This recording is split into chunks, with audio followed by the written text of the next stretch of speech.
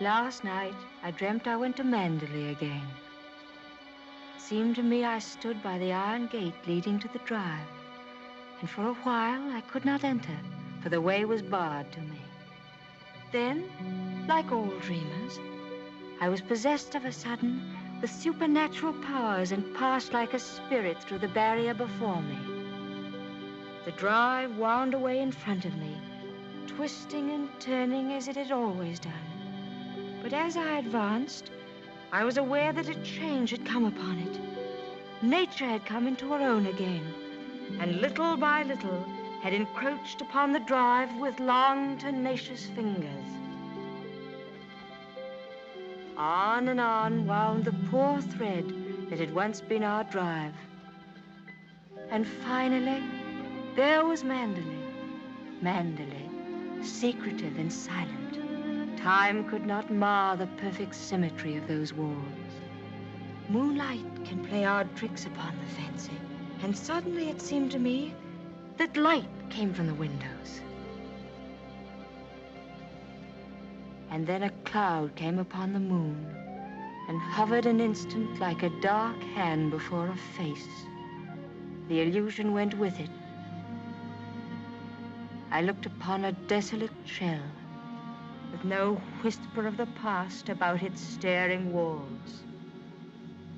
We can never go back to Manderley again, that much is certain. But sometimes, in my dreams, I do go back to the strange days of my life, which began for me in the south of France.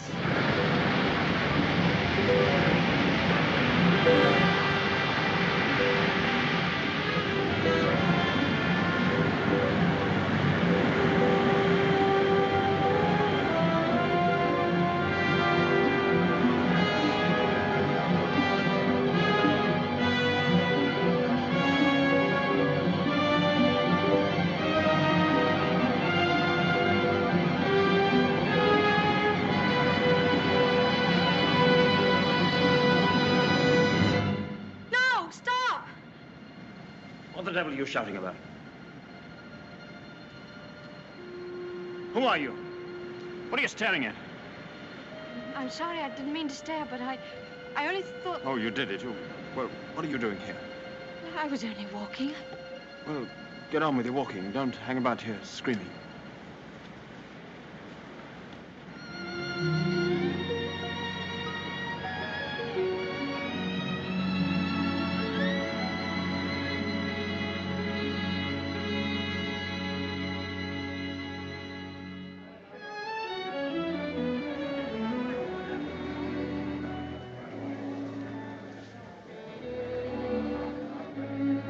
I'll never come to Monte Carlo out of season again. Not a single well-known personality in the hotel. Stone cold. Waiter, garçon, call him. Tell him to get me some... Why, it's Max de Winter. How do you do?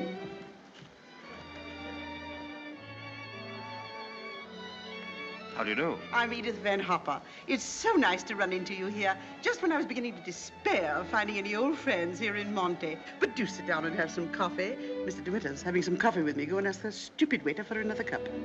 I'm afraid I must contradict you. You shall both have coffee with me. Garçon, give me some coffee, please. Cigarette? No, thank you. You know, I recognized you just as soon as you came in, though I haven't seen you since that night at the casino at Palm Beach. Perhaps you don't remember an old woman like me. Are you playing the tables much here at Monte? No, I'm afraid that sort of thing ceased to amuse me years ago. I can well understand that. As for me, if I had a home like Manderley, I should certainly never come to Monte. I hear it's one of the biggest places in that part of the country, and you just can't beat it for beauty. What do you think of Monte Carlo? Or don't you think of it at all? Oh, well, I think it's rather artificial. She's spoiled, Mr. De Winter. That's her trouble. Most girls will give their eyes for a chance to see Monte. Wouldn't that rather defeat the purpose?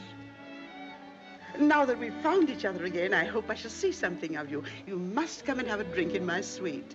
I hope they've given you a good room. The place is empty, so if you're uncomfortable, mind you make a fuss. Your valet is unpacked for you, I suppose. I'm afraid I don't possess one. Perhaps you'd like to do it for me. Well, I hardly think...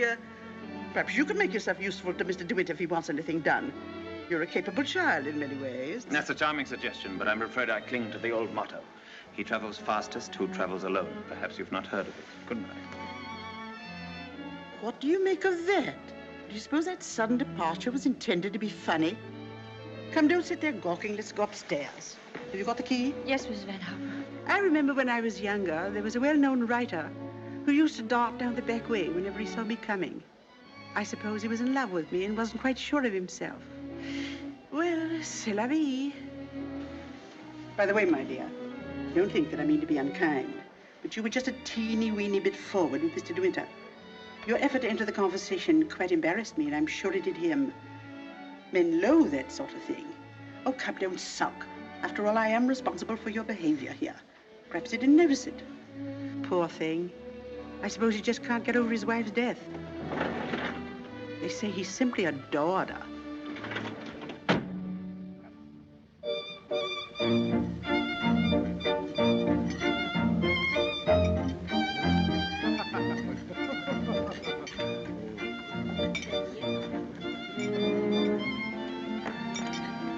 Louis, put it on. Oh, how awkward of me. What a stupid thing to do. Oh, I'm so sorry. Please don't bother. It doesn't really matter. Oh, leave that, leave that. Go and lay another place at my table. Mademoiselle will have lunch with me. Oh, but I couldn't possibly. Why not? Oh, well, please don't be polite. It's very kind of you, but I'll be all right if they just change the cloth. I wasn't being polite. I should have asked you to have lunch with me, even if we hadn't upset the bars so clumsily. Come along. We needn't talk to each other if we don't feel like it. Well, thank you very much.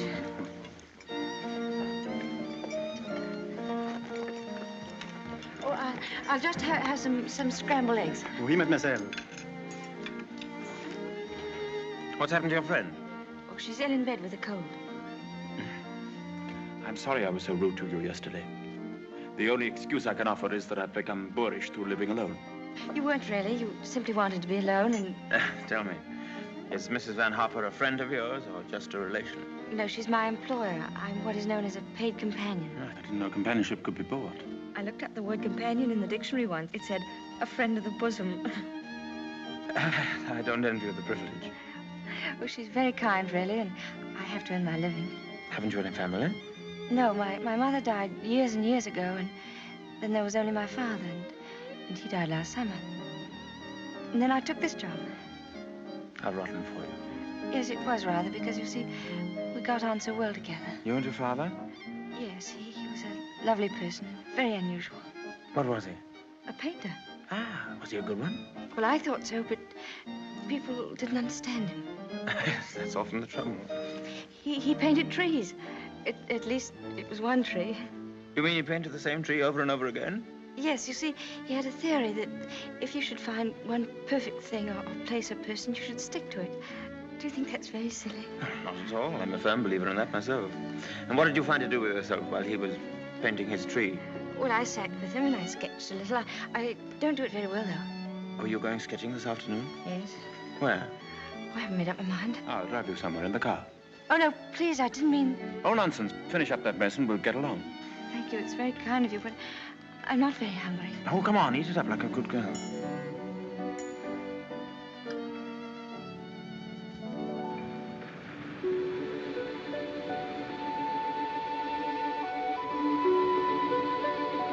You've taken long enough for that sketch. I shall expect a really fine work of art. Oh, no, don't look at it. It's not nearly good enough. Well, it can't be as bad as all that. Now, don't rub it all out. Let me see it first. Well, it's the perspective. I never can get it right. Let me see. Oh, dear. Tell me, is it the perspective that gives my nose that curious twist in the middle? Well, you're not a very easy subject to sketch. No? Your expression keeps changing all the time. Does it? Well, I'd concentrate on the view instead if I were you. Much more worthwhile. Rather reminds me of our coastline at home. Do you know Cornwall at all? Yes, I went there once with my father on holiday. I was in a shop once, and I saw a postcard with a beautiful house on it right by the sea. And I asked whose house it was, and the old lady said, that's Mandalay. I felt ashamed for not knowing. The Mandalay is beautiful. To me, it's just the place where I was born. I've lived in all my life. Now, I don't suppose I shall ever see it again.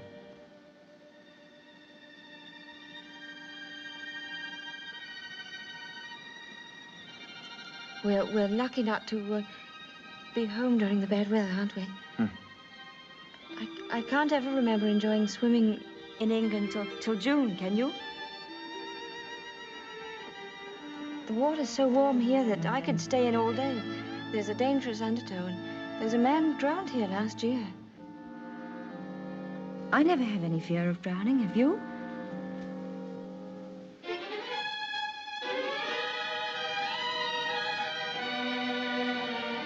Come, I'll take you home.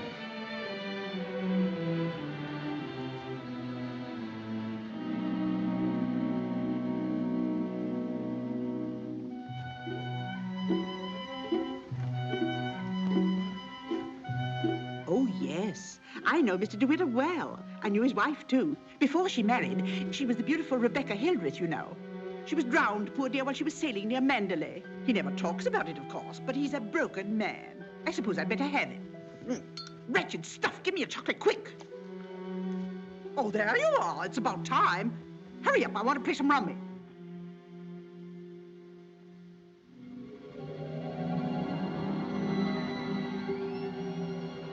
She was the beautiful Rebecca Hildreth, you know. They say he simply adored her. She was the beautiful Rebecca Hildreth, you know. I suppose he just can't get over his wife's death. She was the beautiful Rebecca Hildreth, you know. But he's a broken man. What's up? Well, where are you going? Oh, I thought I'd take a tennis lesson. I see. I suppose you've had a look at the pro, and he's desperately handsome, and you've conceived a schoolgirl crush on him. All right, go ahead, make the most of it. Off duty? Oh, yes, Mrs. Van Hopper's cold's turned into flu, so she's got a trained nurse. I'm sorry for the nurse. You keen on tennis? No, not particularly. That's good. We'll go for a drive.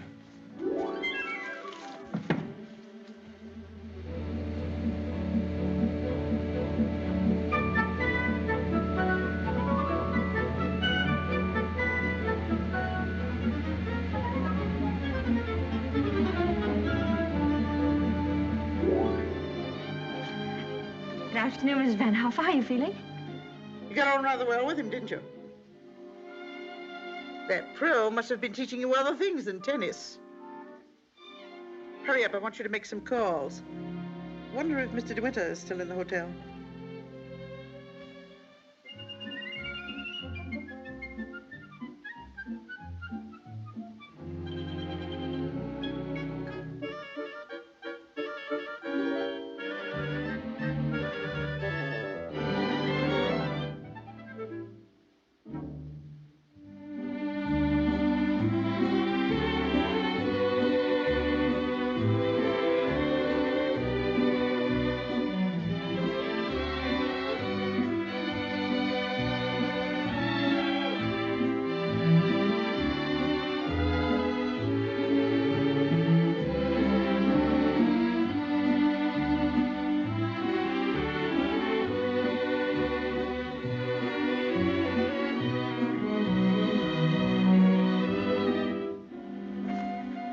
May I go now? For the number of lessons you've had, you ought to be ready for Wimbledon. But this will be your last, so make the most of it. Trouble is, with me laid up like this, you haven't had enough to do. But I'm getting rid of that nurse today, and from now on, you'll stick to your job. Yes, Mrs. Van Hopper. Nurse, Yes, Miss Van Hopper? are you absolutely sure you left those messages for Mr. De Winter? Well, yes, madame. I simply can't believe it. He would most certainly have called me back. Oh, well, poor boy. I simply hate to see him so alone.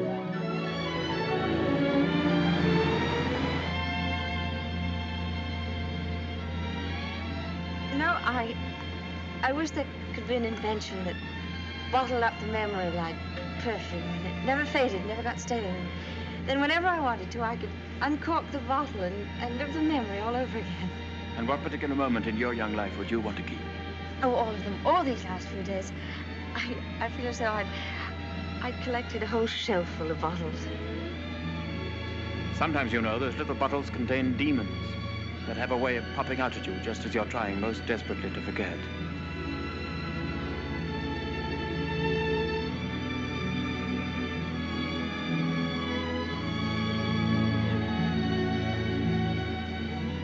Stop biting your nails. Oh, I wish I were a woman of 36, dressed in black satin with a string of pearls. You wouldn't be here with me if you were. Would you please tell me, Mr. De Winter, why you asked me to come out with you? Oh, it's obvious that you want to be kind, but why do you choose me for your charity?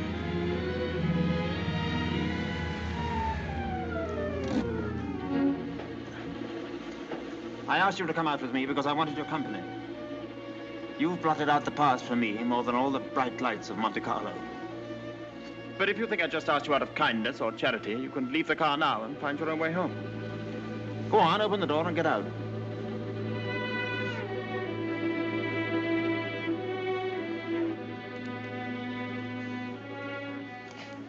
Better blow your nose. Please don't call me Mr. De Winter. I've a very impressive array of first names. George Fortescue Maximilian. But you needn't bother with them all at once. My family call me Maxie.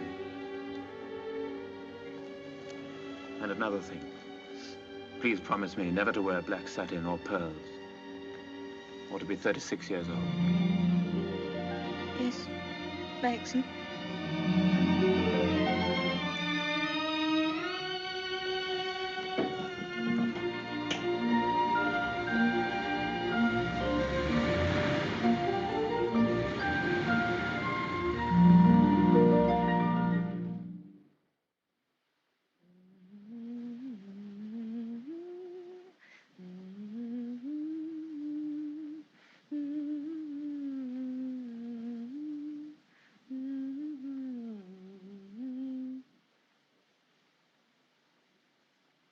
For the love of Pete, come here. What do you think? My daughter's engaged to be married. Oh, really? How nice. We must leave for New York at once. Get reservations on the Aquitania, and we'll take the 12:30 train for Cherbourg. Hurry up and get in a maid to help with the packing. We've no time to waste. Go on and do dawdle. Mr. De Winter, please. Oh, he's gone out riding. He won't be back till noon. Oh. Well, give me the porter, please.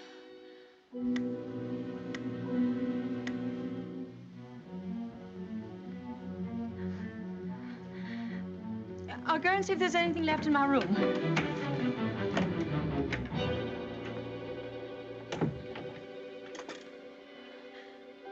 Has Mr. De Winter come in yet? Oh, he has. Would you connect me, please?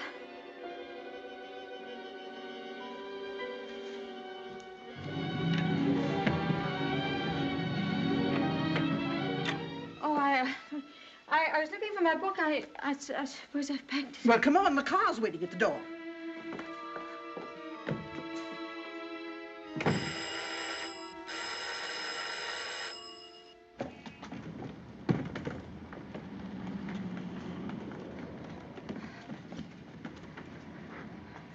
I'd like to leave a forwarding address if they happen to find that book. Would you ring Mr. De Winter, please? Yes, madame. 182.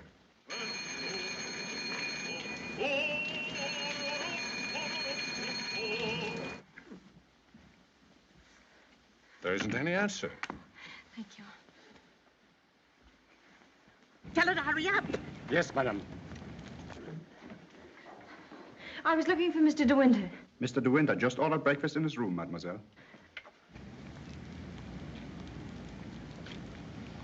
Come in.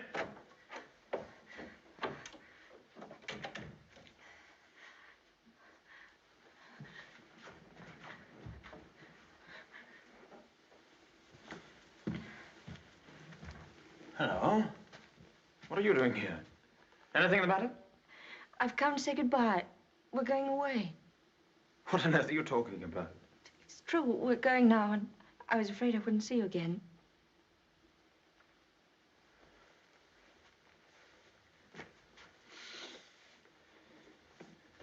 Where's she taking you to? New York. I don't want to go. I shall hate it. I shall be miserable.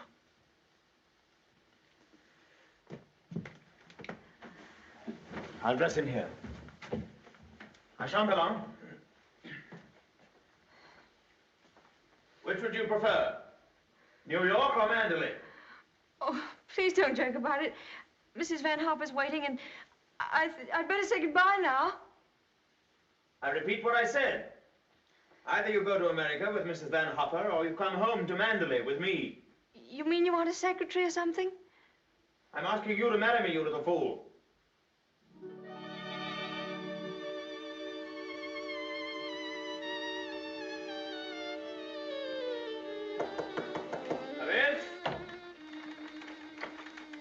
Is that my food? I'm famished. I didn't have any breakfast.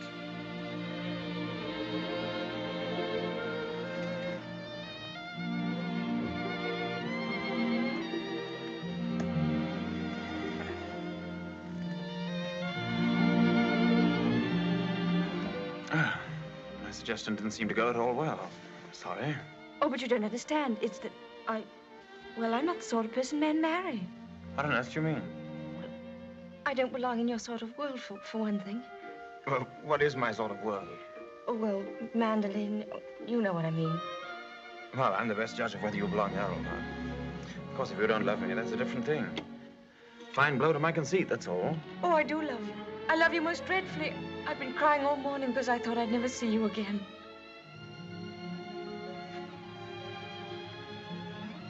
Bless you for that. I'll remind you of this one day. You won't believe me. It's a pity you have to grow up. Oh, now that's settled. You may pour me out some coffee. 2 lumps of sugar and some milk, please. Same with my tea, don't forget. Who's going to break the news to Mrs. Van Hopper? Shall you or shall I? Oh, you tell it. She'll be so angry. What's the number of her room? Oh, she's not there. She's downstairs in the car. Hello? Give me the date, please. Hello? You'll find Mrs. Van Hopper waiting outside in her car. Would you ask her with my compliments if she'd very kindly come up and see me in my room? Yes, in my room. Mr. De Winter says, please, for you to come up to his room. Mr. De Winter? Why, certainly.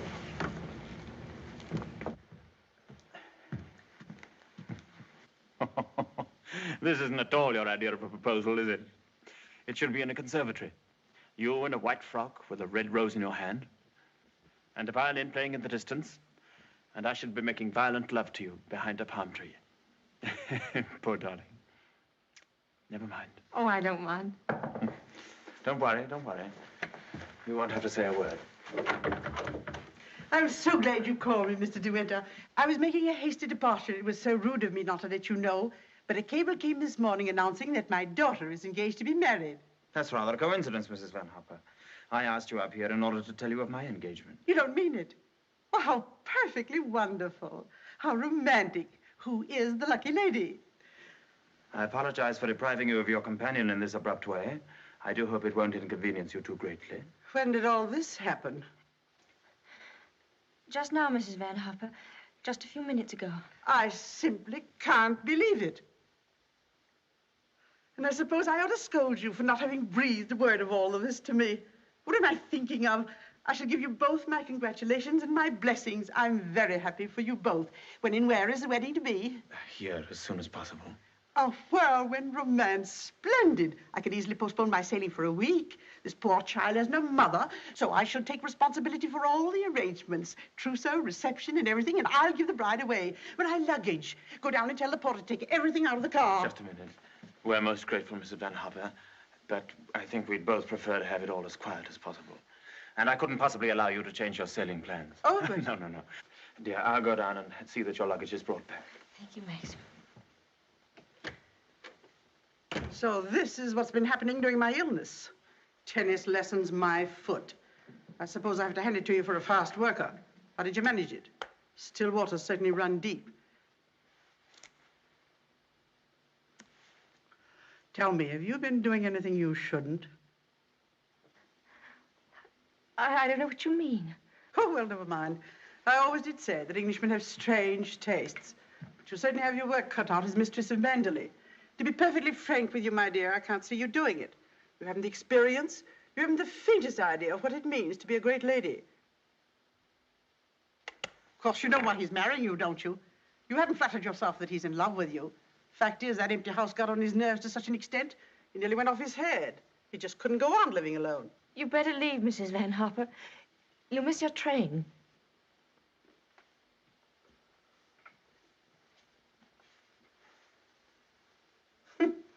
Mrs. De Winter. Goodbye, my dear, and good luck.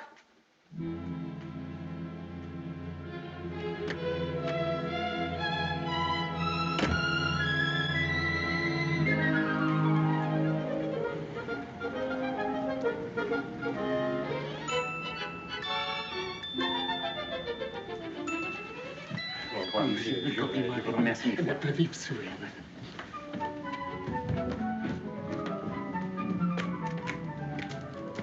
Monsieur, vous avez oublié votre carnet de mariage. Oh, What'd you say? he says I've forgotten the proof that we're married. Oh, good heavens.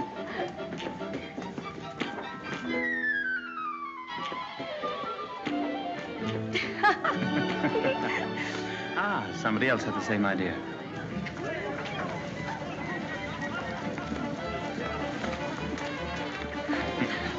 Isn't she sweet?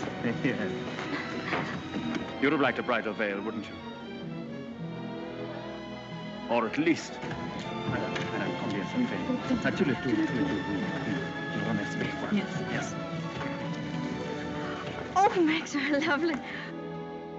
Oh, perfectly lovely. Oh, perfectly lovely.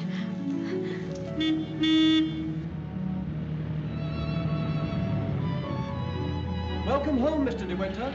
Thank you, Smith.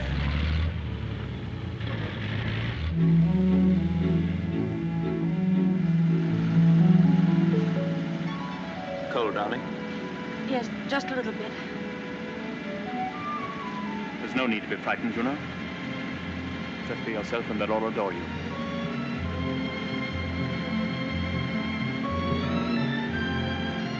You don't have to worry about the house at all. Mrs. Danvers is the housekeeper. Just leave it to her.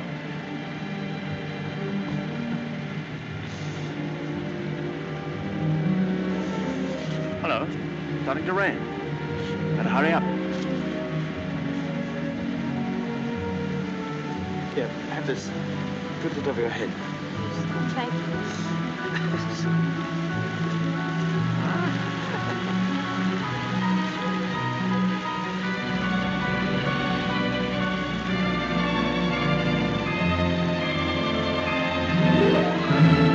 That's it. That's Manderley.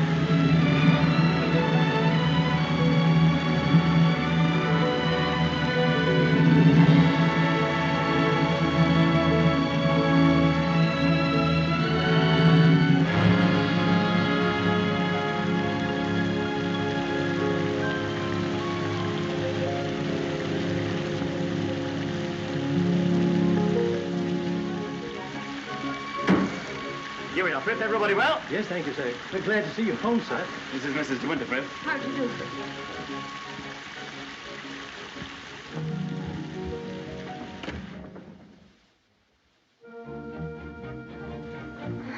I didn't expect the whole staff to be in attendance. Miss Danvers' orders, sir.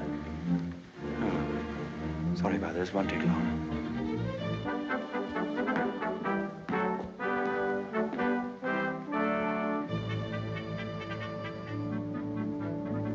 This is Mrs. Danvers. How do you do? How do you do? I have everything in readiness for you. That's very good of you. I didn't expect anything.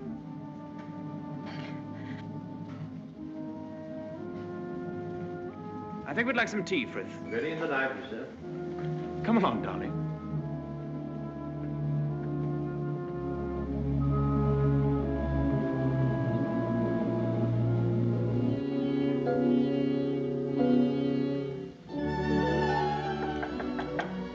Oh, Maxim, come in.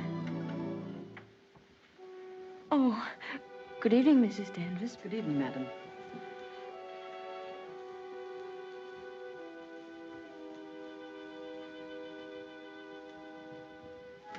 I hope Alice was satisfactory, madam. Oh, yes, thank you. Perfectly. She's the parlor maid. She'll have to look after you until your own maid arrives. Oh, but I haven't a maid. I'm sure Alice will do very nicely. I'm afraid that would not do for very long, madam. It's usual for ladies in your position to have a personal maid. I hope you approve the new decoration of these rooms, madam. Oh, I didn't know it'd been changed. I hope you haven't been to too much trouble. I only followed out Mr. De Winter's instructions. Oh, well, what did it look like before? It had an old paper and different hangings. It was never used much, except for occasional visitors. Oh, then it wasn't Mr. De Winter's room originally. No, madam. He's never used the east wing before. Of course, there's no view of the sea from here. The only good view of the sea is from the west wing. The room's very charming, and I'm sure I'll be comfortable. If there's anything you want done, madam, you have only to tell me. I suppose you've been at Manderley for many years, longer than anyone else. Not so long as Frith. He was here when the old gentleman was living, when Mr. De Winter was a boy. Oh, I see, and you didn't come till after that.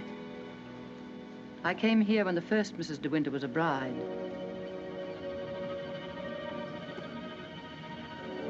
Mrs. Danvers, I do hope we'll be friends. You must be patient with me. This sort of life is new to me, and I do want to make a success of it and make Mr. De Winter happy, so I know I can leave all the household arrangements to you. Very well. I hope I shall do everything to your satisfaction, madam. I've managed the house since Mrs. De Winter's death, and Mr. De Winter has never complained.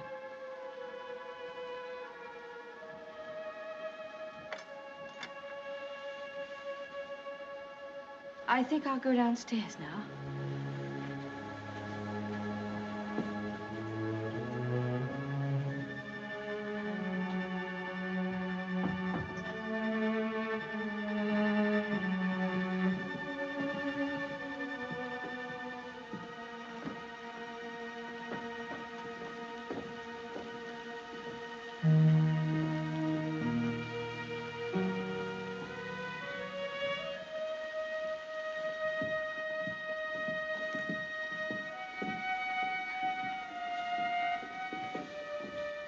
That room in the west wing I was telling you about is there through that door. It's not used now. It's the most beautiful room in the house. The only one that looks down across the lawns to the sea. It was Mrs. De Winter's room.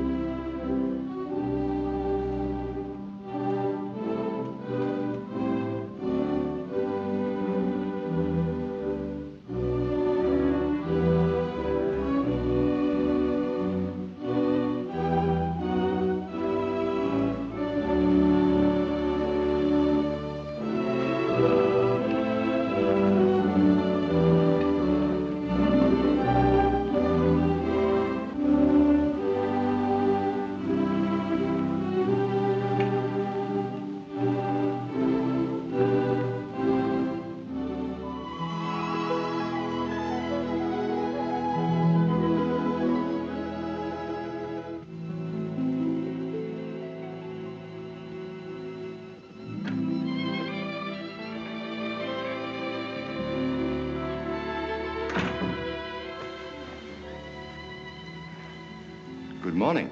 Good morning. You're Mrs. De Winter, aren't you? Yes. My name's Crawley. I manage the estate for Maxim. Awfully glad to meet you. There's a fearful lot of stuff piled up while Maxim was away. Yes, I'm sure there must have been. I do wish I could help with some of it. Oh, no. Frank never allows anybody to help him. He's like an old mother hen with his bills and rents and taxes. Come on, Frank, we must go with these estimates. I'll get my papers. You'll find quantities of breakfast over there, but you must eat it all or cook will be mortally offended. Well, I'll do my best, Maxim. I have to go over the place with Frank just to make sure that he hasn't lost any of it. You'll be all right, won't you? Mm-hmm. Getting acquainted with your new home. Have a look at the Times. There's a thrilling article on what's the matter with English cricket. Oh, yes. My sister Beatrice and her husband, Giles Lacey, have invited themselves over for lunch. Today? Yes. I suppose the old girl can't wait to look you over. You'll find her very direct.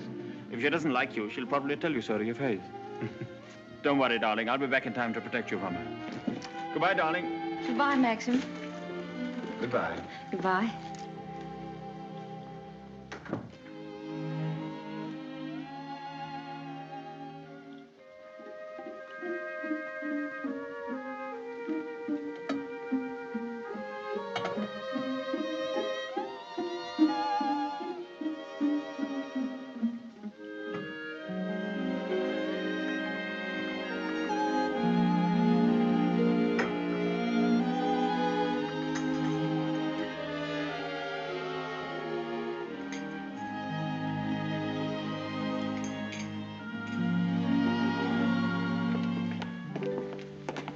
Good morning, madam. Good morning, Frith.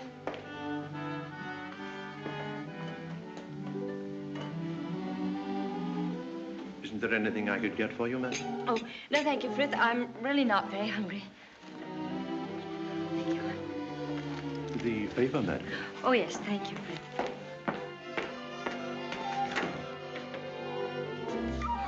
Madam. I slipped. Oh, thank you, Frith.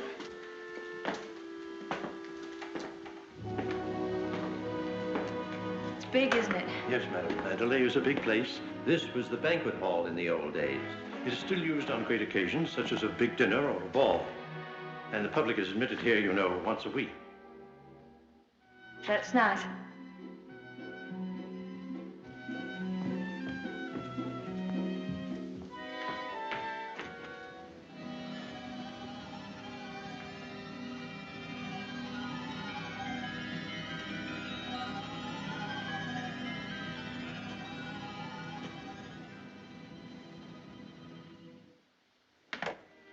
I beg pardon, madam. I'm afraid the fire is not usually lit in the library until the afternoon, but you'll find one in the morning room. Of course, if you wish this fire lit now, madam. Oh, no, Frith, I wouldn't dream of it. Mrs. De Winter, I mean the late Mrs. De Winter, always did her correspondence and telephoning in the morning room after breakfast. Thank you, Frith.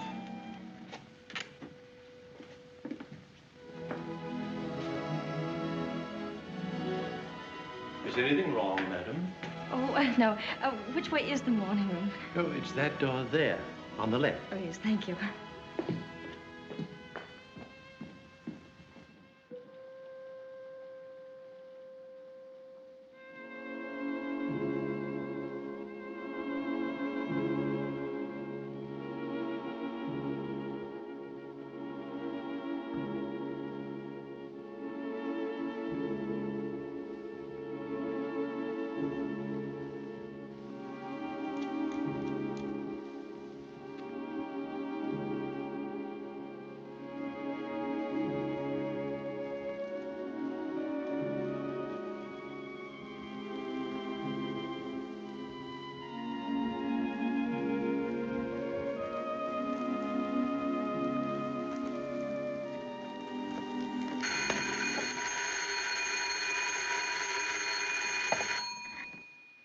Mrs. De Winter?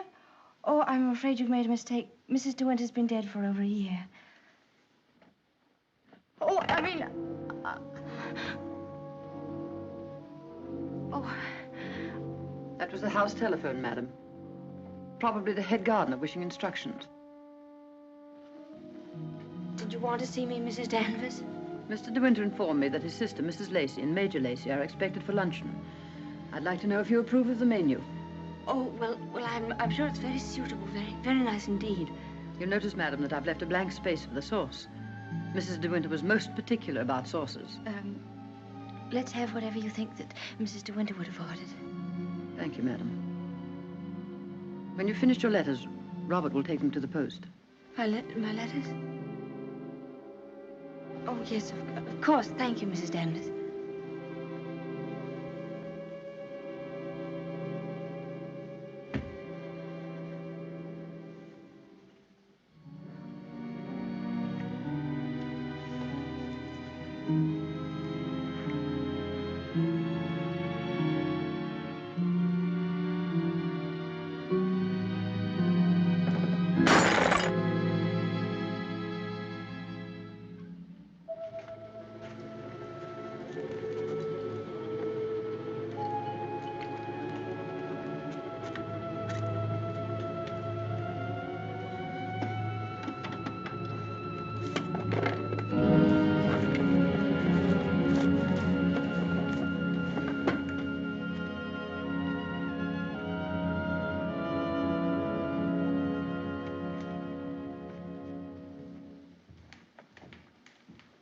How are you, Frith? Good morning, Mrs. Lacey.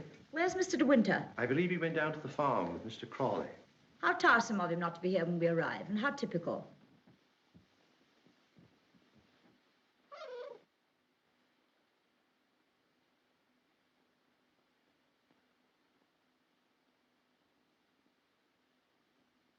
I must say old Danvers keeps the house looking lovely. She certainly learnt that trick of arranging flowers from Rebecca. I wonder how she likes it now, being ordered about by an ex-chorus girl. Now, where on earth did you get the idea she's an ex-chorus girl? He picked her up in the south of France, didn't he? What if he did? Well, I mean to say, there you are.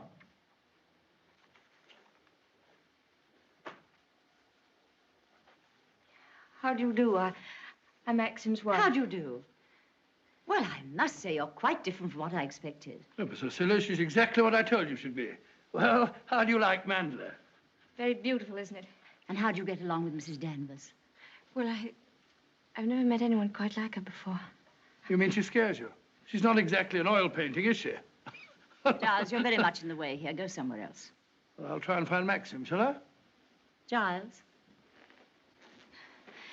I didn't mean to say anything against Mrs. Danvers. Oh, there's no need for you to be frightened of her. But I shouldn't have any more to do with her than you can help. Shall we sit down? Oh, yes, please. You see, she's bound to be insanely jealous at first. And she must resent you bitterly. Why should she? Don't you know? I should have thought Maxine would have told you.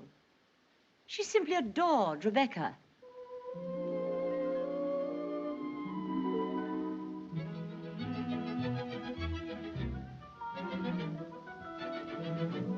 How are you, Robert? Quite well, thank you, madam. Still having trouble with your teeth? Unfortunately, yes, madam. You should have them out. All of them. Wretched nuisances, teeth. Thank you, madam. What a plateful. Do you hunt? No, I don't. I'm afraid I don't even ride. Oh, have to ride down here. We all do. Which do you ride, side saddle or astride? Oh, yes, of course, I forgot you don't, do you? You must. Nothing else to do down here. Maxine, when are you going to have parties here again, like the old days? Oh, I haven't thought about it. But everyone's dying to see you, and... Yes, I bet they are. Why don't you have the masquerade ball again this summer? My dear, are you fond of dancing? Well, I love it, but I'm not very good at it. Do you rumba? I've never tried. You must teach me. I say, but I'm trying to find out exactly what your wife does do. She sketches a little. Sketches? Well, not this modern stuff, I hope. You know, portrait of a lampshade upside down to represent a soul in torment. Don't sail, do you? No, I don't. Thank goodness for that. Huh?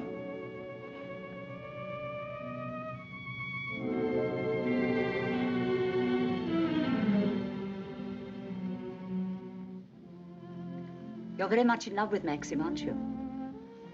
Yes, I can see you are. Don't mind my saying so, but why don't you do something about your hair? Why don't you have it cut or sweep it back behind your ears? Oh, no, that's worse. What does Maxim say about it? Does he like it like that? Well, he never mentions it. Oh, well, don't go by me. I can see by the way you dress you don't care a hoot how you look. But I wonder Maxim hasn't been at you. He's so particular about clothes. I don't think he ever notices what I wear. Oh, well, he must have changed a lot then. You mustn't worry about old Maxim and his moods. One never knows what goes on in that quiet mind of his. Often he gets into a terrible rage. And when he does... But I don't suppose he'll lose his temper with you. You seem such a placid little thing. Come along, old girl. We've got to be on the first tee at 3 o'clock. All right, I'm coming. Well, goodbye, Maxim, old boy. Goodbye, Giles. Thanks for coming, old boy. Goodbye, my dear. Forgive me for asking you so many rude questions. We both really hope you'll be very happy. Thank you, Beatrice. Thank you very much. And I must congratulate you upon the way Maxim looks. We were very worried about him this time last year. But then, of course, you know the whole story. Goodbye, Beatrice. Goodbye, old boy. Yes, there is.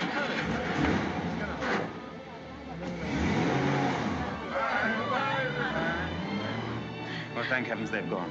Now we can have a walk about the place. Looks as though we might have a shower, but you won't mind that, will you? No, but wait a minute. I'll go upstairs and get a coat. There's a heap of mackintoshes in the flower room. Robert, run and get a coat from the flower room for Mrs. De Winter, will you? What do you think of Beatrice? Oh, I liked her very much, but she kept saying that I was quite different from what she expected. What the devil did she expect? Oh, someone smarter and more sophisticated, I'm afraid. Oh. Do you like my hair? Your hair? Yes, of course I do. What's the matter with it? Oh, I don't know. I just wondered. How funny you are. Thank you. Do I have to put it on? Yes, certainly, certainly, certainly. Can't be too careful with children. Come on, Jasper, come and take some of that fat off.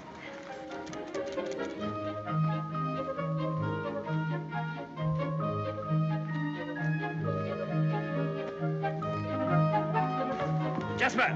Here, not that way. Come here. Where does that lead to? Oh, it leads to a little cove where we used to keep a boat. Oh, let's go down there. Well, no, it's a perfectly dull, uninteresting stretch of sand, just like any other. Oh, please. Well, all right, we'll walk down and take a look if you really want to.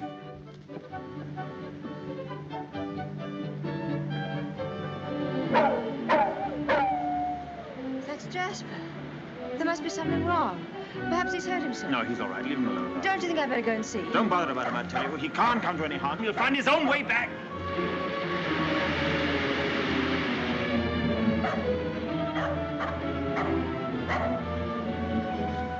Jasper!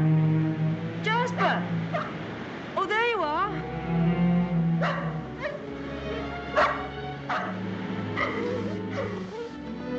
What do you want in there, Jasper? Come on. Come on home. Let's go home. Jasper,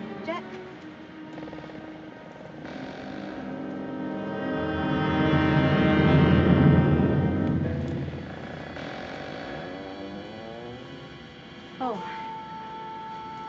I didn't know that there was anybody. I know that dog.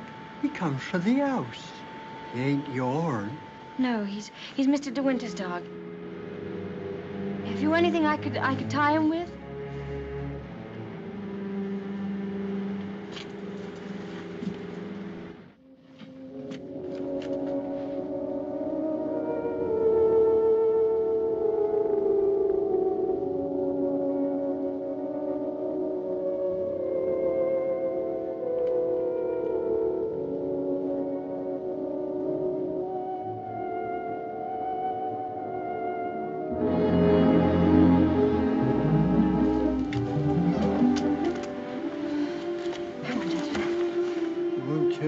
You saw me in there, will you? Don't you belong on the estate? I wasn't doing nothing. I was just putting my shells away. She's gone in the sea, ain't she? She'll never come back no more. No, she'll never come back. Come on, Jasper.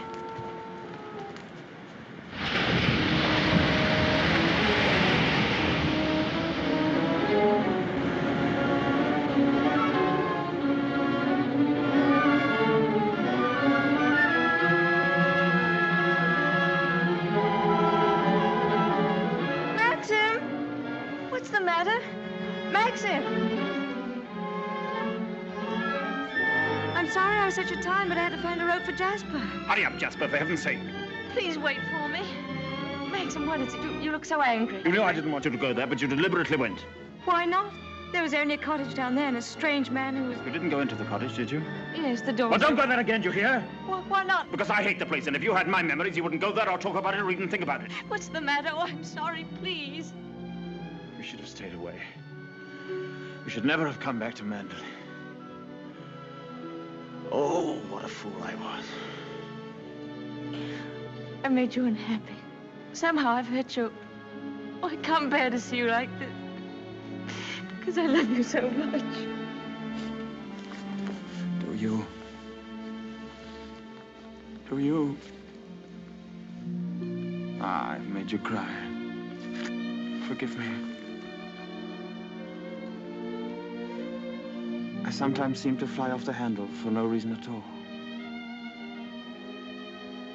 Don't I? Come. We'll go home and have some tea and forget all about it. Yes, let's forget all about it. Here, let me have Jasper.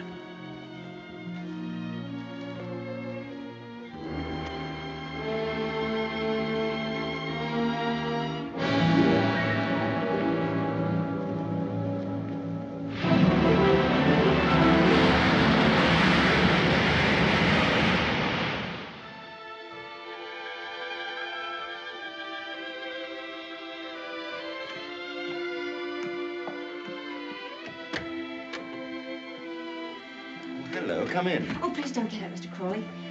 I was just wondering if you meant what you said the other day about showing me the run of things. Of course I did. What are you doing now? Notifying all the tenants that in celebration of Maxim's return with his bride, this week's rent will be free. Oh, was that Maxim's idea? Oh, yes. All the servants get an extra week's wages, too. Oh, he didn't tell me. Can't I help you? I could at least lick the stamps. Well, that's terribly nice of you. Won't you sit down? Oh, yes, thank you.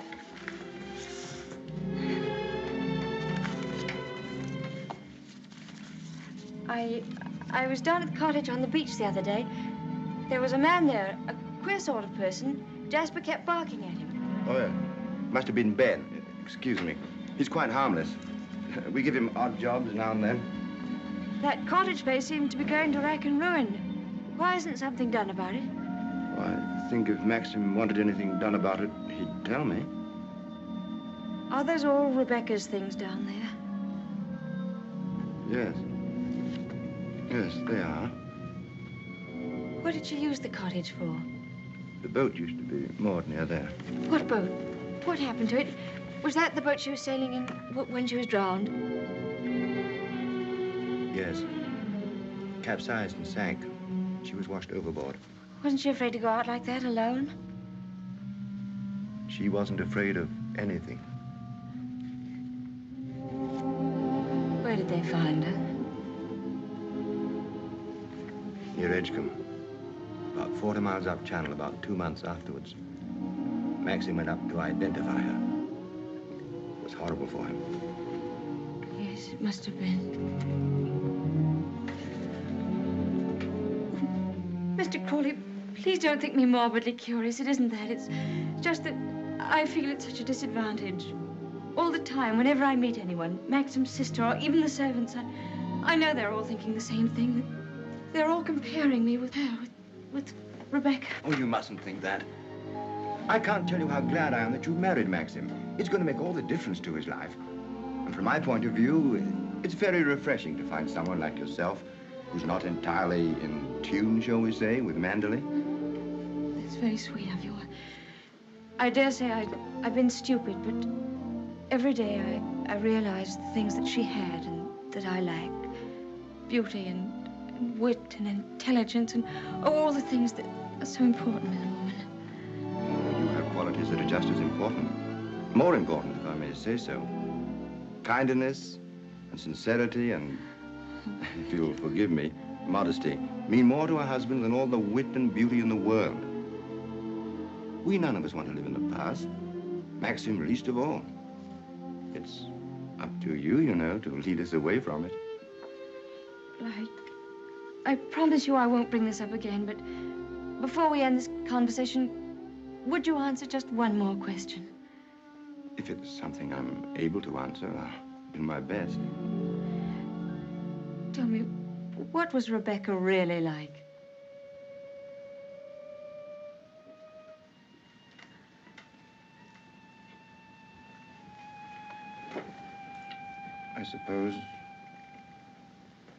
I suppose she was the most beautiful creature I ever saw.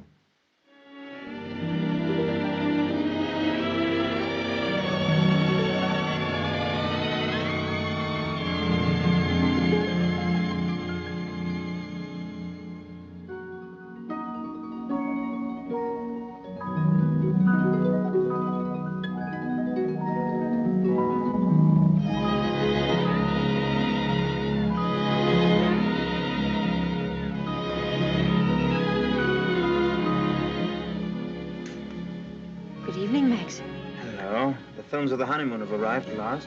We timed, you think, before dinner?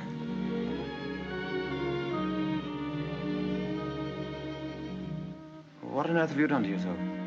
Oh, nothing. I just ordered a new dress from London. I hope you don't mind. Oh, no. Well, do you think there's something's right for you? Doesn't seem your type at all. I thought you'd like it. And what have you done to your hair? Oh, I see. Oh, dear, oh, dear, oh, dear. I'm sorry. You look lovely, lovely. It's very nice for a change. Shall we see these pictures? Yes, I'd love to see them.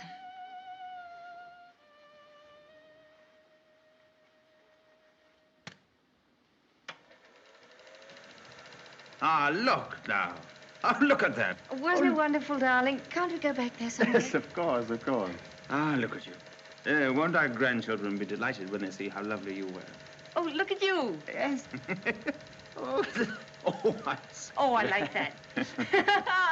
Look at that. That's very nice. Oh, remember that. Yes? Oh, I wish our honeymoon could have lasted forever, Maxim. Oh, dash it, look. Oh, hang it. Threaded it up wrong, as usual, or something.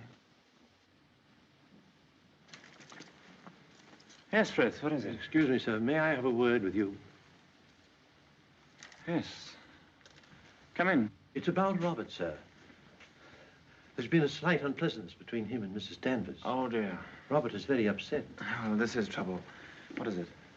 It appears that Mrs. Danvers has accused Robert of stealing a valuable ornament from the morning room. Robert denies the accusation most emphatically, sir. What was the thing, anyway? China Cupid, sir. Oh, dear, that's one of our treasures, isn't it? Well, tell Mrs. Danvers to get to the bottom of it somehow and tell her I'm sure it wasn't Robert. Very good, sir. Why do they come to me with these things? That's your job, sweetheart. Maxim, I wanted to tell you, but, well, I forgot. Fact is, I broke the China Cupid. You broke it? Now, why on earth didn't you say something about it when Frith was here? I don't know. I didn't like to. I was afraid he'd think me a fool. Well, you think you're much more of a fool now. You'll have to explain to him and Mrs. Danvers. Oh, no, Maxim, you do it. I'll go upstairs. Don't be such a little idiot, darling. Anybody would think you were afraid of them. It's all a mistake, Mrs. Danvers. Apparently, Mrs. De Winter broke the Cupid herself and forgot to say anything about it. I'm so sorry. I never thought that I'd get Robert into trouble. Is it possible to repair the ornament, madam? No, I'm afraid it isn't. It was smashed into pieces. What did you do with the pieces? Well, I put them at the back of one of the drawers in the writing desk. Well, it looks as though Mrs. De Winter were afraid you were going to put her in prison, doesn't it, Mrs. Danvers? Well, never mind. Do what you can to find the pieces, see if they can be mended, and above all, tell Robert to dry his tears. I shall apologize to Robert, of course. Perhaps if such a thing happens again, Mrs. De Winter will tell me personally. Yes, all right. Thank you, Mrs. Danvers.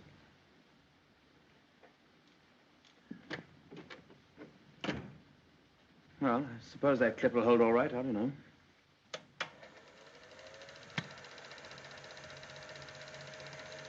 I'm awfully sorry, darling. It was very careless of me. Mrs. Danvers must be furious with me. Oh, hang Mrs. Danvers. Why on earth should you be frightened of her? Behave more like a upstairs maid or something. Not like the mistress of the house at all. Yes, I know I do. But I feel so uncomfortable. I try my best every day, but it's very difficult with people looking me up and down as if I were a prize cow. Well, what does it matter if they do? You must remember that life at Mandel is the only thing that interests anybody down here. What a slap in the eye I must have been to them then. I suppose that's why you married me. Because you knew I was dull and gauche and inexperienced, and there could never be any gossip about me. Gossip? What do you mean? I don't know. I just said it for something to say. Don't look at me like that. Maxim, what's the matter? What have I said?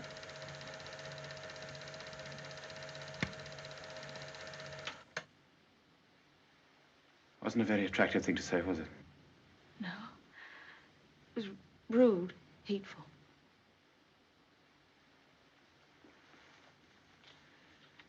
I wonder if I did a very selfish thing in marrying you.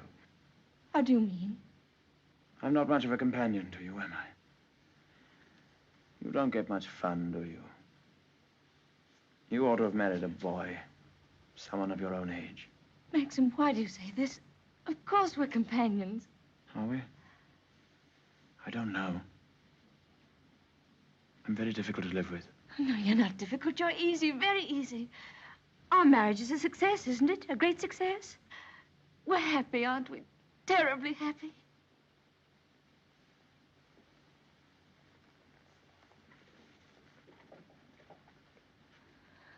If you don't think we are happy, it would be much better if you didn't pretend. I'll go away.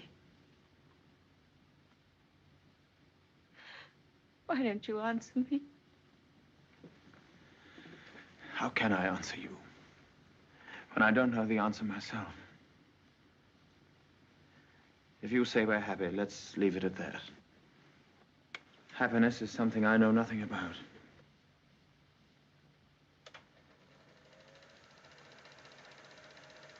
Oh, look. There's the one when I left the camera running on the tripod, remember?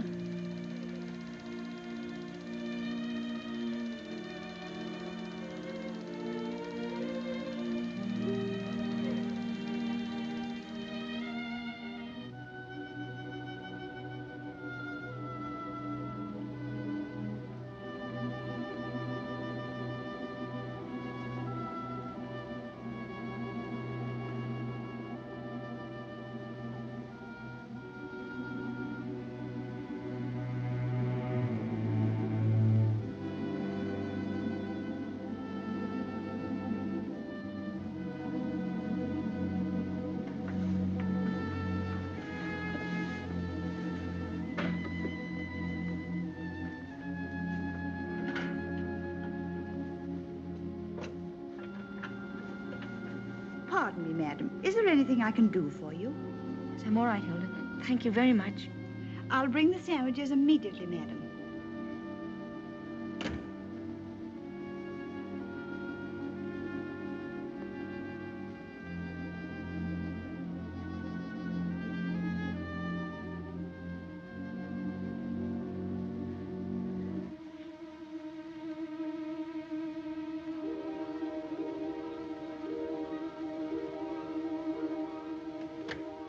Hilda, Yes, madam? the West Wing. Nobody ever uses it anymore, do they? No, madam. Not since the death of Mrs. De Winter.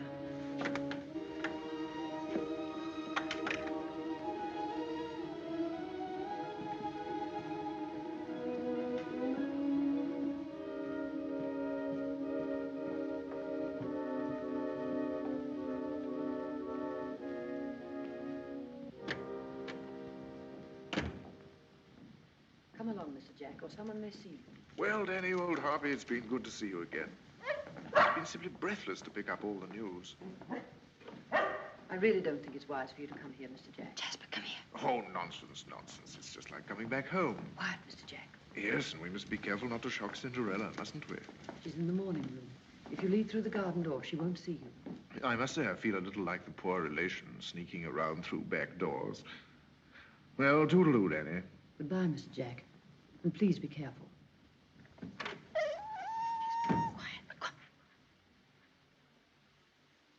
Looking for me? Oh, I didn't make you jump, did I? No, of course not. I didn't quite know who it was. Yes. You're pleased to see me, aren't you, old boy? I'm glad there's someone in the family to welcome me back to Manderley. And, how is dear old Max? Very well, thank you. I hear he went up to London, left his little bride all alone. It's too bad. Isn't he rather afraid that somebody might come down and carry you off? Danny, all your precautions were in vain. The mistress of the house was hiding behind the door. Oh, what about presenting me to the bride? This is Mr. Favell, madam. How do you do? How do you do? Well, won't you have some tea or something? Well, now, isn't that a charming invitation? I've been asked to stay to tea, Danny, and I have a good mind to accept. Oh, well, perhaps you're right. Pity, just we're getting on so nicely. We mustn't lead the young bride astray, must we, Jasper? Goodbye. It's been fun meeting you. Oh, and by the way, it would be very decent of you if you didn't mention this little visit to your revered husband. He doesn't exactly approve of me. Very well. That's very sporting of you. I wish I had a young bride of 3 months waiting for me at home. I'm just a lonely old bachelor. Fare thee well. Oh, and I know what was wrong with that introduction. Danny didn't tell you, did she? I'm Rebecca's favorite cousin. Toodaloo.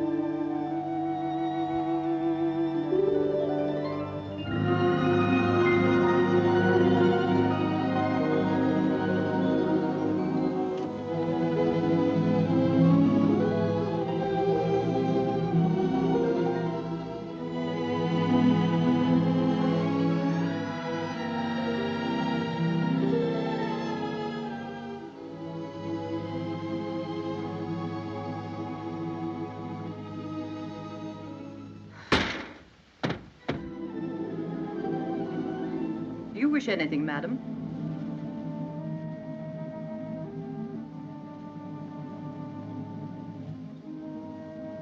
I didn't expect to see you, Mrs. Danvers. I noticed that the window wasn't closed, and I came up to see if I could fasten it. Why did you say that? I closed it before I left the room. You opened it yourself, didn't you? You've always wanted to see this room, haven't you, madam? Why did you never ask me to show it you? I was ready to show it you every day.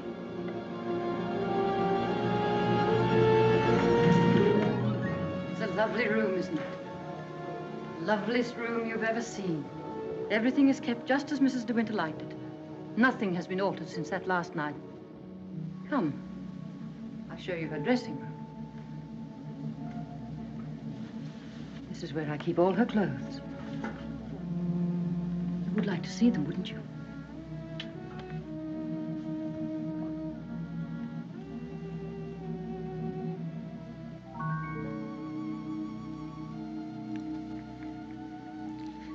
Feel this.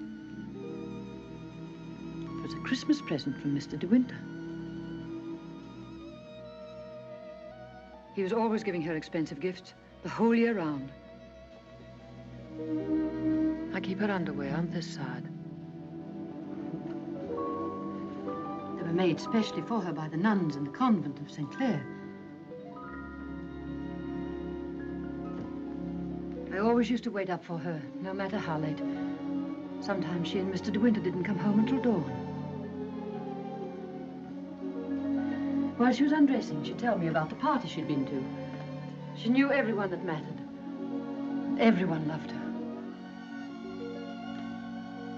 When she'd finished her bath, she'd go into the bedroom and go over to the dressing table.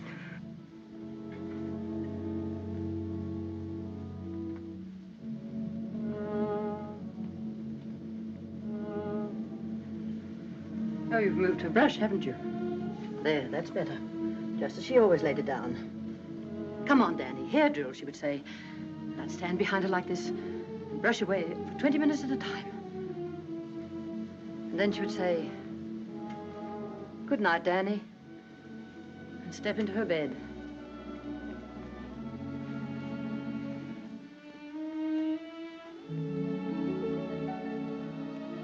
I embroidered this case for her myself, and I keep it here always.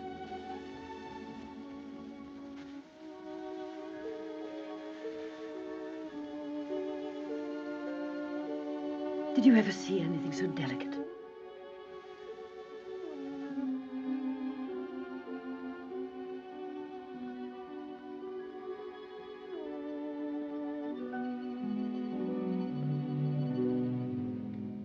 Look. You can see my hand through it.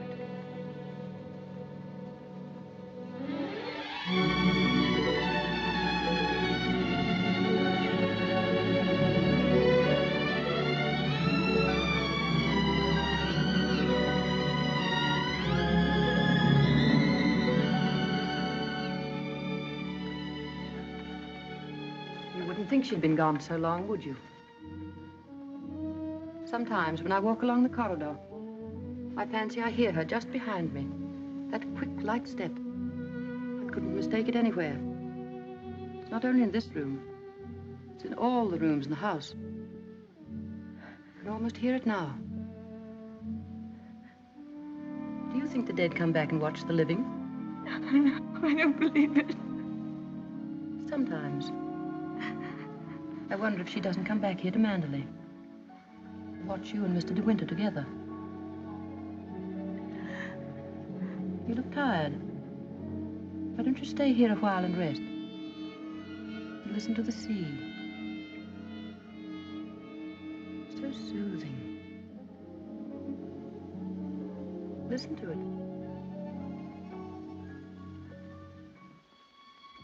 Listen. Listen to the sea.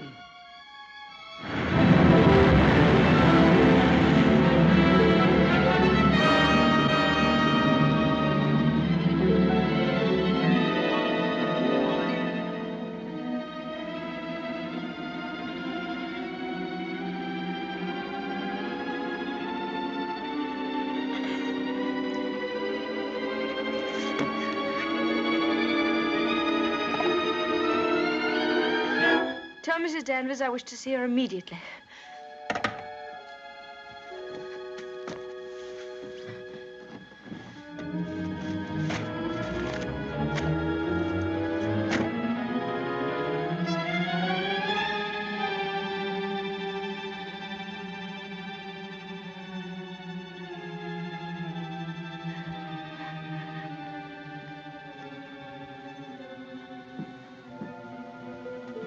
You sent for me, madam?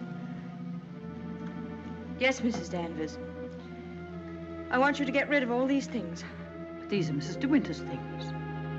I am Mrs. De Winter now. Very well, I'll give the instructions. Just a moment, please. Mrs. Danvers, I intend to say nothing to Mr. De Winter about Mr. Favel's visit. In fact, I prefer to forget everything that happened this afternoon.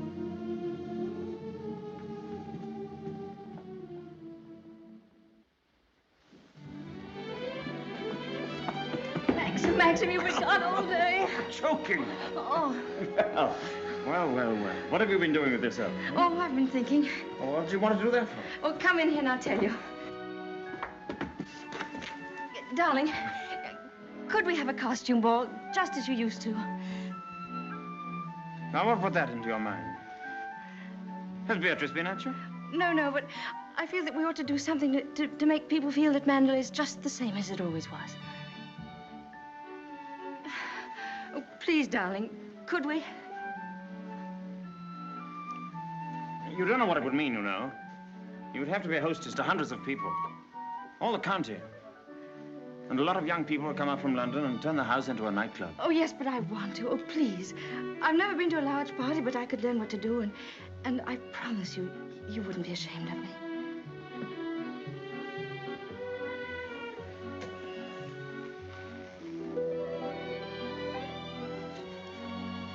All right, if you think you'd enjoy it.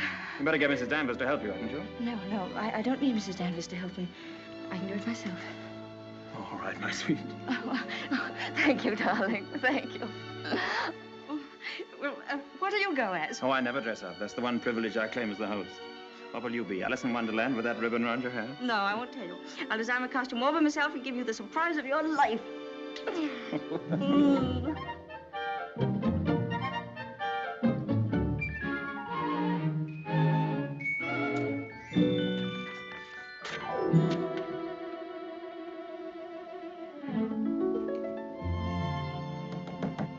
Come in.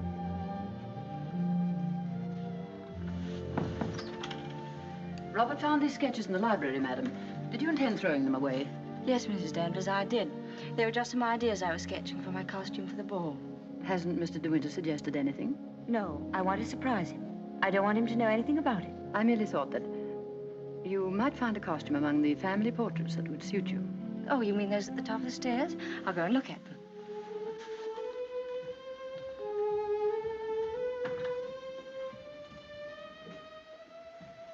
This one, for instance. It might have been designed for you. I'm sure you could have it copied. I've heard Mr. De Winter say that this is his favorite of all the paintings. It's Lady Caroline De Winter, one of his ancestors. Oh, well, that's a splendid idea, Mrs. Danvers. I'm very grateful.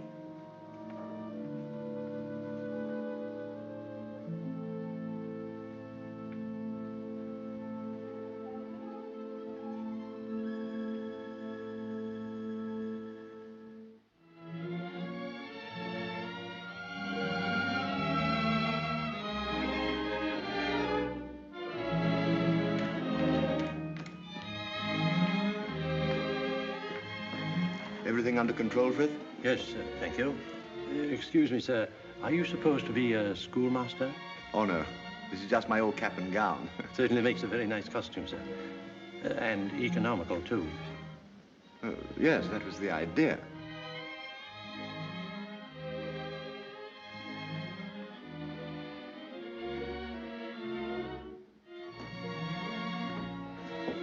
Evening, Robert. Not very good weather for the ball. No, sir. Very misty on the way, and very chilly. Oh, this wig's so tight they ought to have sent an aspirin with it. Hello. Oh. What's the idea, Adam and Eve? Oh, Maxim, don't be disgusting. Strong man, old man. Oh. Where's my weight thing? What thing? You haven't left it in the car, have you? Oh. Oh, there it is. You were the first one down? Yes. Where's the child? And she's keeping her costume a terrific secret. Wouldn't even let me into her room. Oh, lovely. I'll go up and give her a hand. I could do with a drink. Won't you catch cold in that thing? Don't be silly. Pure wool, old boy. Pardon me, sir. You forgot this.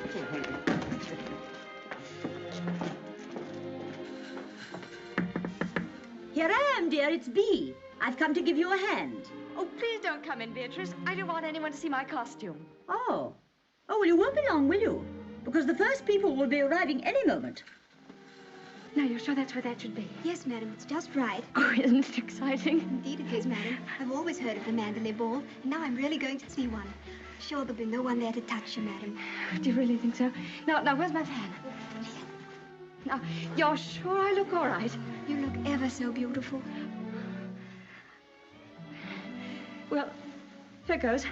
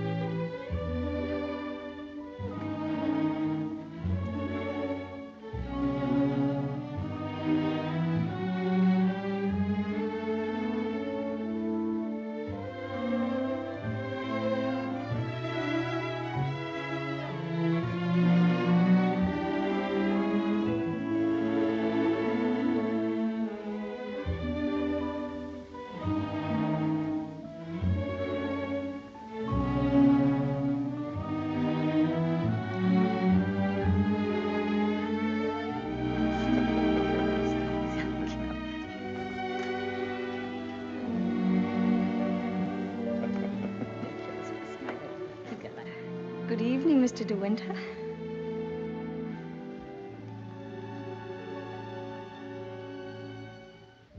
What the devil do you think you're doing?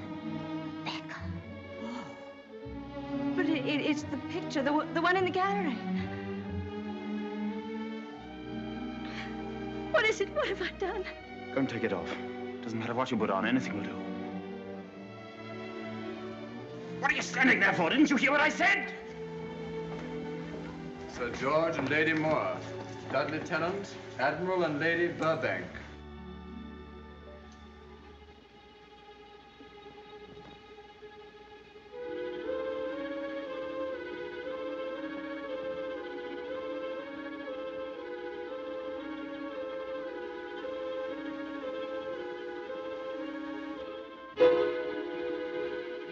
I watched you go down, just as I watched her a year ago. Even in the same dress, you couldn't compare. You knew it. You knew that she wore it, and yet you deliberately suggested I wear it. Why do you hate me? What have I done to you that you should ever hate me so? You tried to take her place. You let him marry you. I've seen his face, his eyes. They're the same as those first weeks after she died. I used to listen to him, walking up and down, all night long, night after night, thinking of her, suffering torture because he'd lost her. I don't want to know. I don't want to know. You thought you could be Mrs. De Winter, live in her house, walk in her steps, take the things that were hers, but she's too strong for you. You can't fight her. No one ever got the better of her, never, never. She was beaten in the end, but it wasn't a man, it wasn't a woman. It was the sea. Oh, stop it, oh, stop it.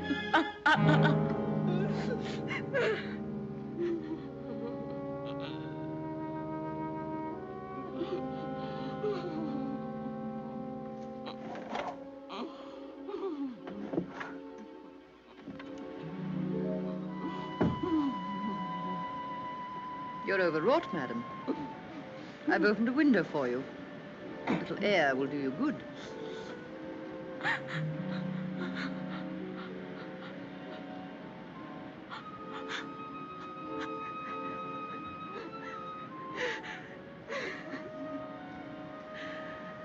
Why don't you go? Why don't you leave Mandalay? He doesn't need you. He's got his memories. He doesn't love you. He wants to be alone again with her. You've nothing to stay for. You've nothing to live for, really, have you? Look down there. It's easy, isn't it? Why don't you? Why don't you? Go on. Go on. Don't be afraid.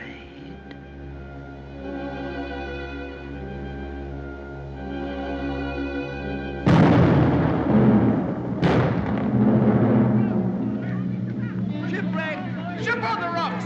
Ship aground! Sending up rocket! Shipwreck! Come on, everybody! Down to the bay! Notify the Coast Guard! She's aground! Maxim! Maxim! Ship ashore! Come on, everybody! Come on! Maxim! Maxim!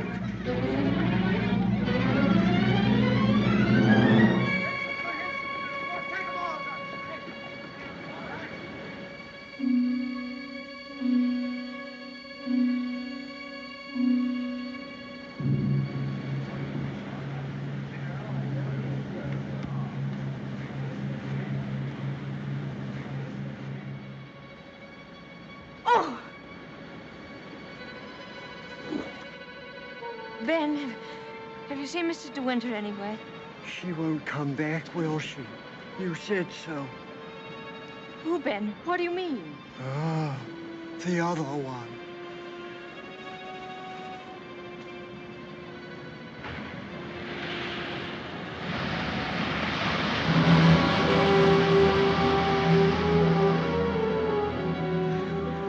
Frank, have you seen Maxim anywhere? Not since about half an hour ago. I thought he'd gone up to the house. No, he hasn't been in the house at all, and I'm afraid something might have happened to him. Frank, what's the matter? Is anything wrong? There is something wrong. Well, the diver who went down to inspect the bottom of the ship came across the hull of another boat. A little sailboat. Frank, is it? Yes. It's Rebecca's. How did they recognize it? It was a local man. Knew it instantly. It'll be so hard on poor Maxim.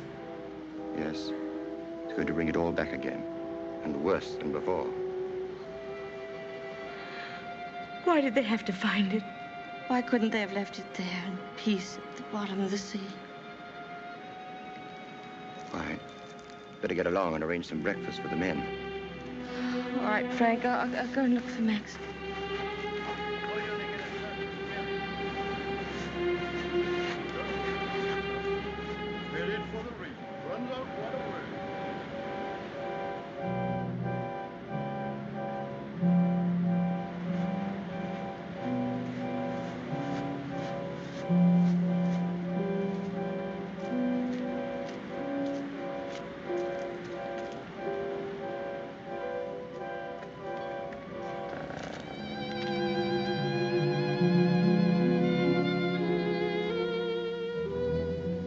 Hello. Maxim! You haven't had any sleep. Have you forgiven me? Forgiven you? What have I got to forgive you for? For last night, my stupidity about the costume. Oh, that. I'd forgotten. I was angry with you, wasn't I? Hmm. Maxim, can't we start all over again? I don't ask that you should love me. I won't ask impossible things. I'll be your friend, your companion. I'll be happy with that.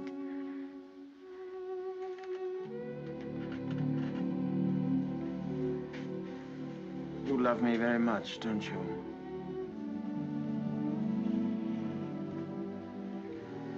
But it's too late, my darling. We've lost our little chance of happiness. No, Maxim, no. Yes. It's all over now. The thing's happened. The thing I've dreaded day after day. Night after night. Maxim, what are you trying to tell me? Rebecca has won. Her shadow has been between us all the time, keeping us from one another. She knew that this would happen. What are you saying? They sent a diver down. He found another boat. Yes, I know. Frank told me. Rebecca's boat. Oh, it's terrible for you. I'm so sorry. diver made another discovery. He broke one of the ports and looked into the cabin. There was a body in there. And she wasn't alone. There was someone sailing with her, and you have to find out who it was. That's it, isn't it, Maxim? You don't understand. There was no one with her. It's Rebecca's body lying there on the cabin floor. The woman that was washed up at Edgecombe. The woman that is now buried in the family crypt. That was not Rebecca. That was the body of some unknown woman. Unclaimed, belonging nowhere. I identified it, but I knew it wasn't Rebecca. It was all a lie. I knew where Rebecca's body was. Lying on that cabin floor on the bottom of the sea. How did you know, Maxim? Because I put it there.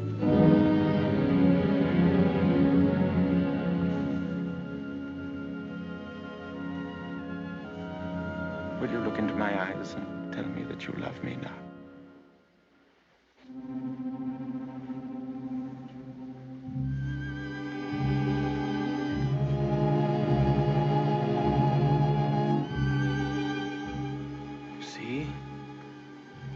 Right.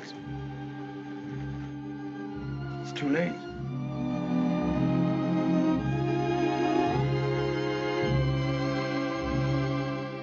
No, it's not too late. You're not to say that. I love you more than anything in the world. Oh, please, Maxim, kiss me, please. No. It's no use. It's too late. Oh, we can't lose each other now. We must be together always. No secrets, no shadows. We may only have a few days, a few hours. Maxim, why didn't you tell me before? Yeah, you did sometimes, but you never seemed close enough. How could we be close when I knew you were always thinking of Rebecca? How could I even ask you to love me when I knew you loved Rebecca still? What are you talking about? What do you mean? Whenever you touched me, I knew you were comparing me with Rebecca. Whenever you looked at me, or spoke to me, or walked with me in the garden, I knew you were thinking, this I did with Rebecca, and this, and this. Oh, it's true, isn't it? You thought I loved Rebecca? You thought that? I hated her.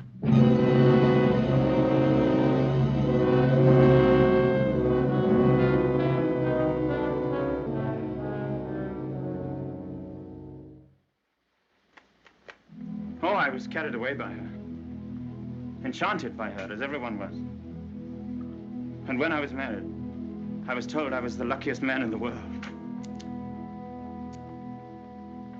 She was so lovely, so accomplished, so amusing.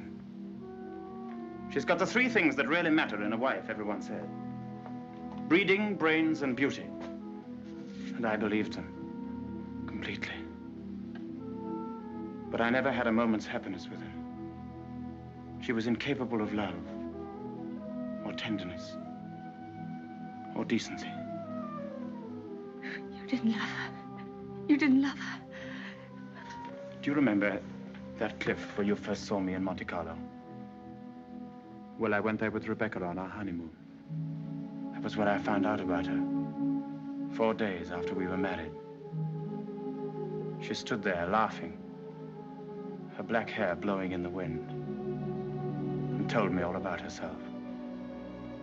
Everything. Things I'll never tell a living soul. I wanted to kill her. It would have been so easy. You remember the precipice? I frightened you, didn't I? You thought I was mad. Perhaps I was. Perhaps I am mad. It wouldn't make for sanity, would it? Living with the devil. I'll make a bargain with you, she said. You'd look rather foolish trying to divorce me now after 4 days of marriage. So I'll play the part of a devoted wife, mistress of your precious Mandalay. I'll make it the most famous showplace in England, if you like. And people will visit us and envy us and say we're the luckiest, happiest couple in the country. What a grand joke it'll be. What a triumph.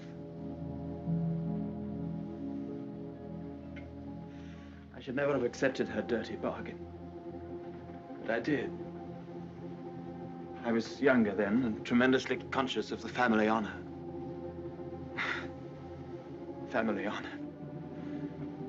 She knew that I'd sacrifice everything rather than stand up in a divorce court and give her away, admit that our marriage was a rotten fraud. You despise me, don't you? As I despise myself. You can't understand what my feelings were. Can you? Of course I can, darling. Of course I can. Well, I kept the bargain, and so did she, apparently. Oh, she played the game brilliantly. But after a while, she began to grow careless. She took a flat in London, and she'd stay away for days at a time. Then she started to bring her friends down here. I warned her, but she shrugged her shoulders. What's it got to do with you, she said. She even started on Frank. Poor, faithful Frank. Then there was a cousin of hers, a man named Favell. Yes, I know him. Came the day you went to London. Why didn't you tell me? I didn't like to. I thought it would remind you of Rebecca. Remind me? As if I needed reminding. Favell used to visit her here in this cottage. I found out about it, and I warned her that if he came here again, I'd shoot them both. One night, when I found that she'd come back quietly from London, I thought that Favell was with her. And I knew then that I couldn't stand this life of filth and deceit any longer. I decided to come down here and have it out with both of them. But she was alone. She was expecting Favell, but he hadn't come. She was lying on the divan, a large tray of cigarette stubs beside her. She looked ill, queer. Suddenly she got up, started to walk toward me. When I have a child, she said, neither you nor anyone else could ever prove it wasn't yours. You'd like to have an heir, wouldn't you, Max, for your precious Manderley? And she started to laugh. How funny. How supremely, wonderfully funny. I'll be the perfect mother, just as I've been the perfect wife. No one will ever know. It ought to give you the thrill of your life, Max, to watch my son grow bigger day by day, and to know that when you die, Manderley will be his. She was face to face with me. One hand in her pocket, the other holding a cigarette. She was smiling. Well, Max, what are you going to do about it? Aren't you going to kill me? I suppose I went mad for a moment. I must have struck her. She stood staring at me. She looked almost triumphant. Then she started toward me again, smiling. Suddenly she stumbled and fell.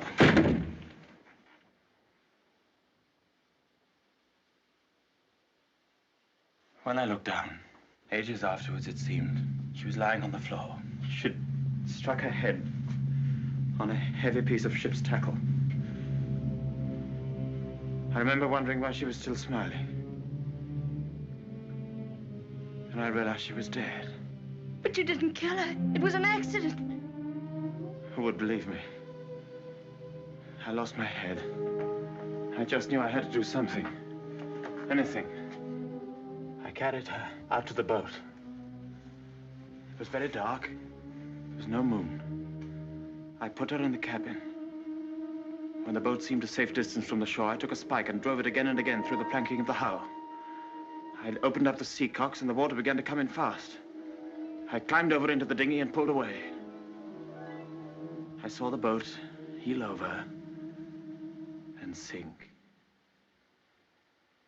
I pulled back into the cove. It started raining. Maxim, does anyone else know this? No, no one except you and me. We must explain it. It's got to be the body of someone you've never seen before. No, they're bound to know her. rings, bracelets she always wore. They'll identify her body. Then they'll remember the other woman. The other woman buried in the crypt. If they find out it was Rebecca, you must simply say that you made a mistake about the other body. That the day you went to Edgecombe, you were ill. You didn't know what you were doing. Rebecca's dead. That's what we've got to remember. Rebecca's dead. She can't speak. She can't bear witness. She can't harm you anymore. We're the only two people in the world that know, Maxim. You and I. I told you once that I'd done a very selfish thing in marrying you. You can understand now what I meant. I've loved you, my darling. I shall always love you. But I've known all along that Rebecca would win in the end. No, no. She hasn't won. No matter what happens now, she hasn't won.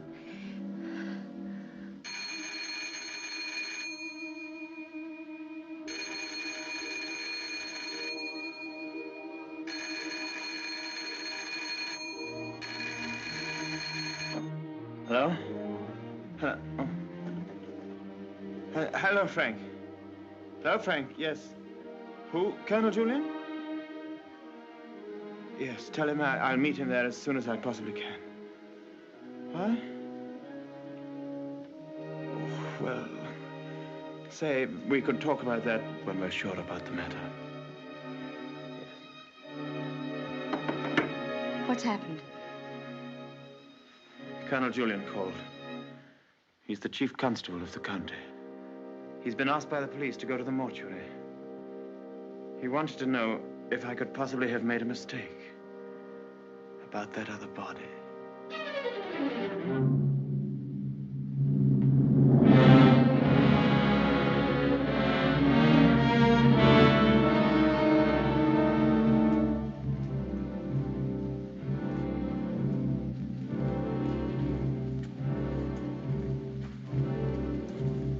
Well, Colonel Julian, apparently I did make a mistake about that other body. The mistake was quite natural under the circumstances. Besides, you went well at the time. That's nonsense. I was perfectly well.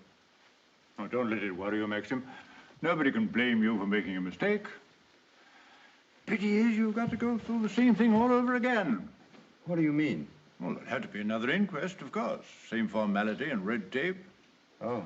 Wish you could be spared the publicity of it, but I'm afraid that's impossible. Oh, yes, the publicity. I suppose Mrs. De Winter went below for something, and the squall hit the boat with nobody at the helm. I imagine that's about the solution of it, don't you think so, Crawley? Oh, yes. Probably the door jammed and she couldn't get on deck again. Yeah. Tad, boat builder, will undoubtedly come to some such conclusion.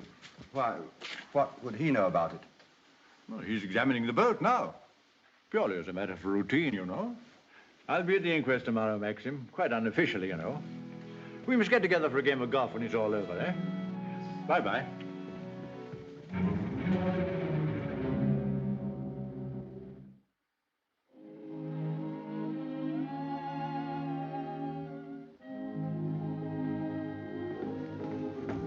I have the evening papers, madam. Would you care to see them? Oh, no, thank you, Frith. And I prefer that Mr. De Winter weren't troubled with them either. I understand, madam. Permit me to say that we're all most distressed outside. Oh, thank you, Frith. I'm afraid the news has been a great shock to Mrs. Danvers. Yes, I rather expected it would be. It seems there's to be a coroner's inquest, madam? Yes, Frith, it's purely a formality. Of course, madam. I wanted to say that if any of us might be required to give evidence, I should be only too pleased to do anything that might help the family. Oh, thank you, Frith. Well, I'm sure Mr. De Winter will be very happy to hear it, but I don't think anything will be necessary.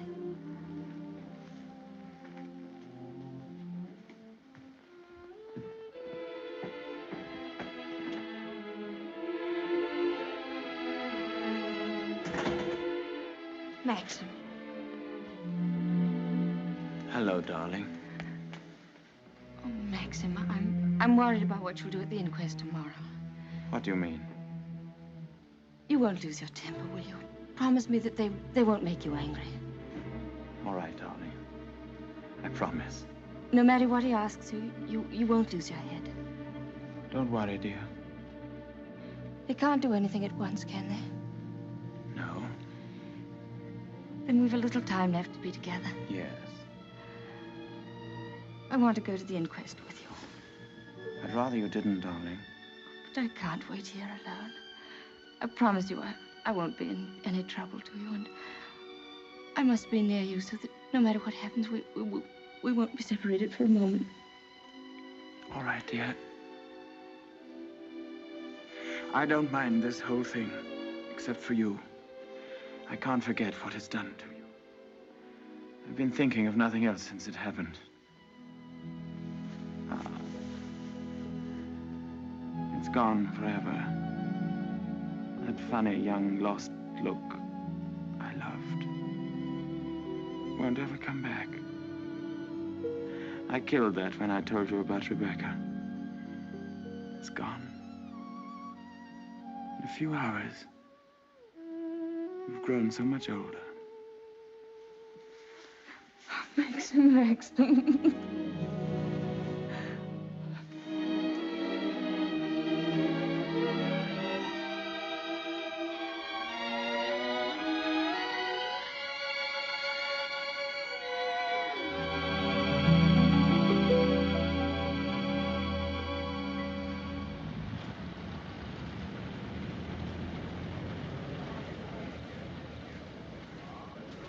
Black Jack Brady was his name.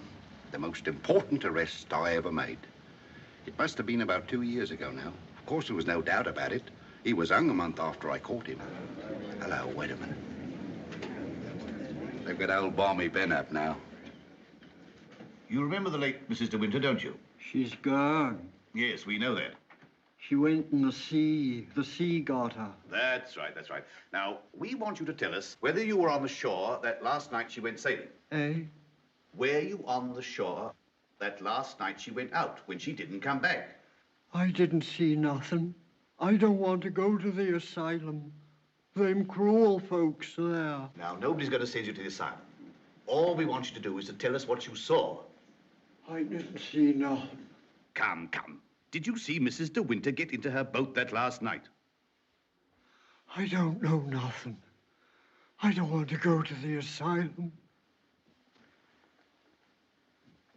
Very well, you may go. Eh? You may go now. Now, Mr. Tabb. Yes, sir. Step forward, please.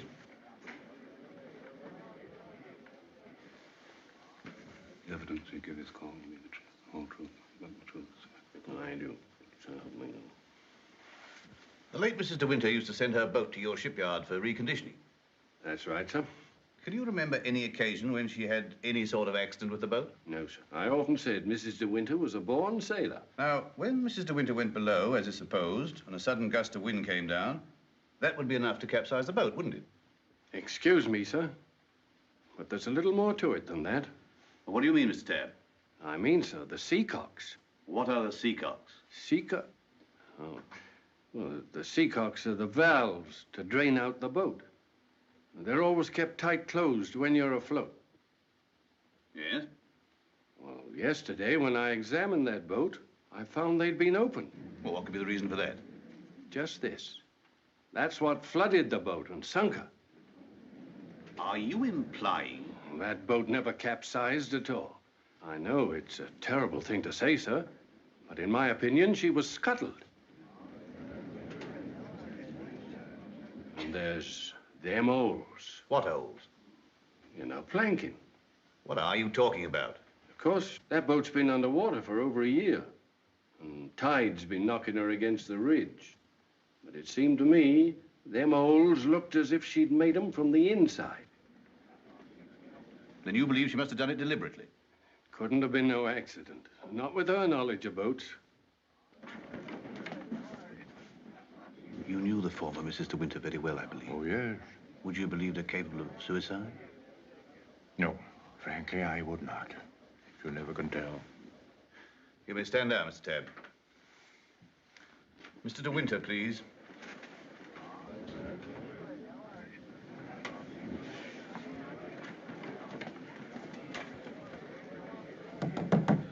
I'm sorry to drag you back for further questioning, Mr. De Winter, but you've heard the statement of Mr. Tabb. I wonder if you can help us in any way.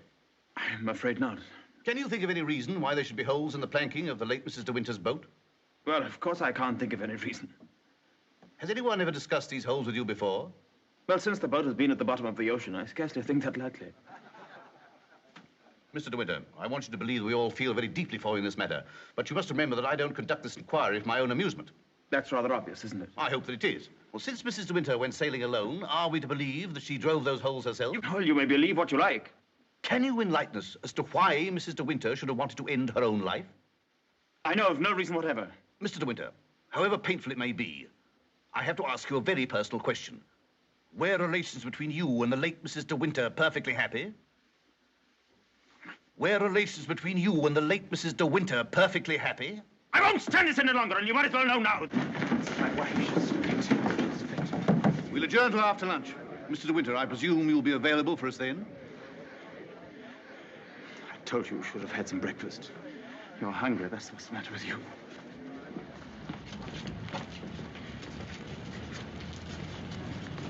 Mr. Frith thought you might like to have some lunch from the house and sent me with it. Oh, that's fine, man. And can you pull around the corner? Very good, sir.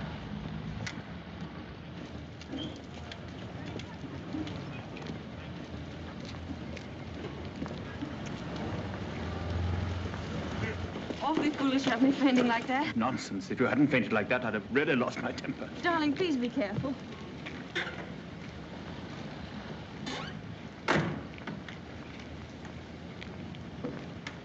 Darling, if you wait here a few moments, I'll see if I can find old Frank. Of course, darling. Don't worry about me. I'll be all right.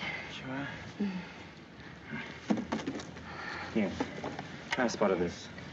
Do you good. Thank you. Are you all right? Yes, of course. Won't be long. Right you are. Hello. And how does the bride find herself today?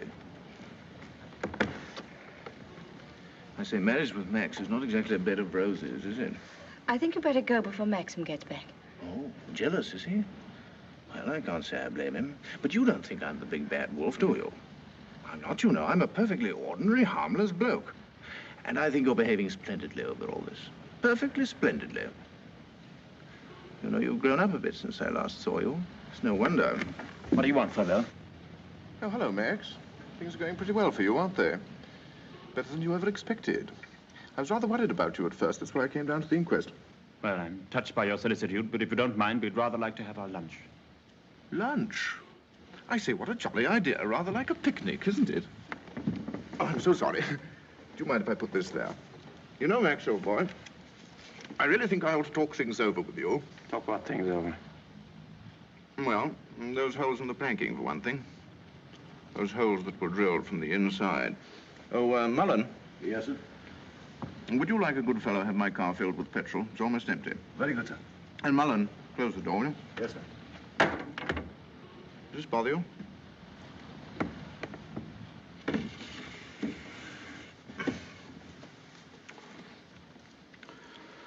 You know, boy, I have a strong feeling that before the day is out, somebody's going to make use of that rather expressive, though somewhat old-fashioned term, foul play. Am I boring you with all this? No? Good. Well, you see, Max, I'm finding myself in a rather awkward position. You've only got to read this note to understand. It's from Rebecca.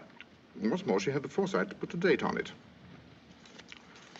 She wrote it to me the day she died. Incidentally, I was out on a party on that night, so I didn't get it until the next day. And what makes you think that note would interest me? Oh, I'm not going to bother you with the contents now, but I can assure you that it is not the note of a woman who intends to drown herself that same night.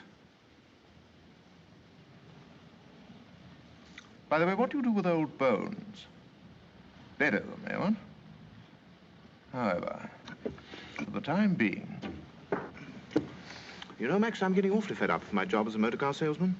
I don't know if you've ever experienced the feeling of driving an expensive motor car that isn't your own, but it can be very, very exasperating. You know what I mean. You want to own the car yourself. I've often wondered what it'd be like to retire to the country, have a nice little place with a few acres of shooting. I've never figured out what it would cost a year, but I'd like to talk about it with you. I'd like to have your advice on how to live comfortably without hard work. Hello, Favell. Were you looking for me, Maxim? Yes. Mr. Favell and I have a little business transaction on hand. I think we had better conduct it over at the inn. They may have a private room there. Well, see you later. Find Colonel Julian. Tell him I want to see him immediately. Come on, Favell, let's go.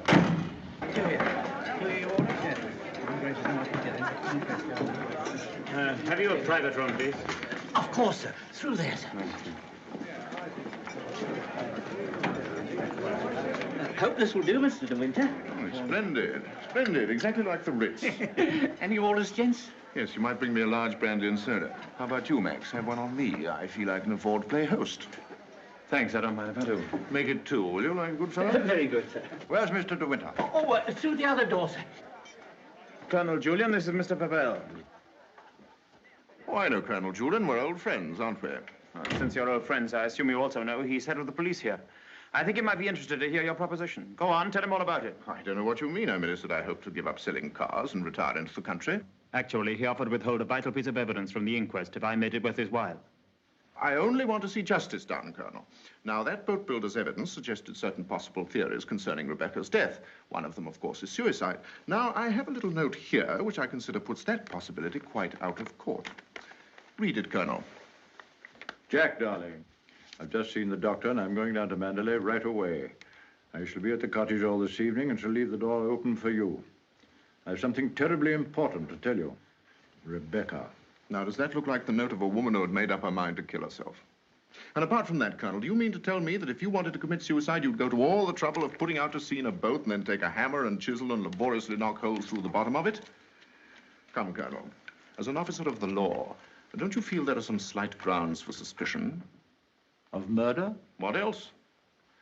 You've known Max a long time, so you know he's the old-fashioned type who'd die to defend his honor, or who'd kill for it. It's blackmail. Pure and simple. Blackmail is not so pure, nor so simple.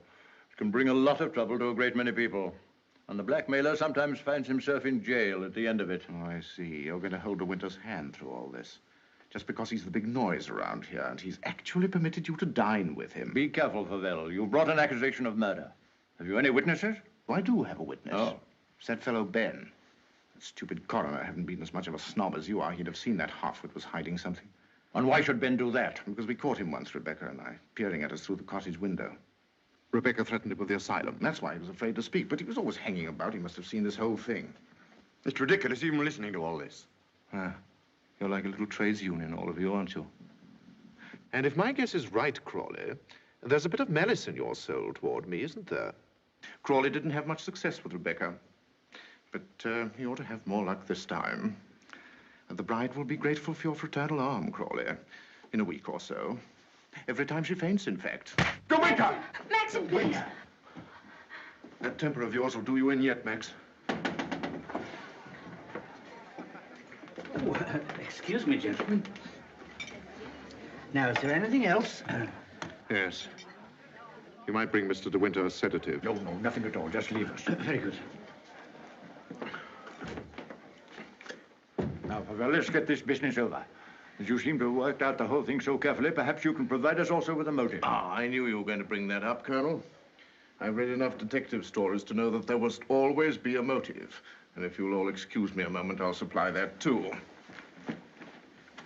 I wish you'd go home. You ought not to be here through all this. Please let me stay, Maxim. Surely, Colonel Julian, you're not going to allow this fellow to... My opinion of Favell is no higher than yours, Crawley. But in my official capacity, I have no alternative but to pursue his accusation. I entirely agree with you, Colonel. In a matter so serious as this, we must make sure of every point, explore every avenue. And, in fact, if I may coin a phrase, leave no stone unturned. Here she is, the missing link, the witness who will help supply the motive. Colonel Julian, Mrs. Danvers, I believe you know everyone else. Won't you sit down? No offense, Colonel, but I think I'll put this to Danny. She'll understand it more easily. Danny, who was Rebecca's doctor? Mr. De Winter always had Dr. McLean from the village. Now, you heard. I said Rebecca's doctor in London. I don't know anything about that. Oh, don't give me that, Danny. You knew everything about Rebecca. You knew she was in love with me, didn't you? Surely you haven't forgotten the good times she and I used to have down at the cottage on the beach.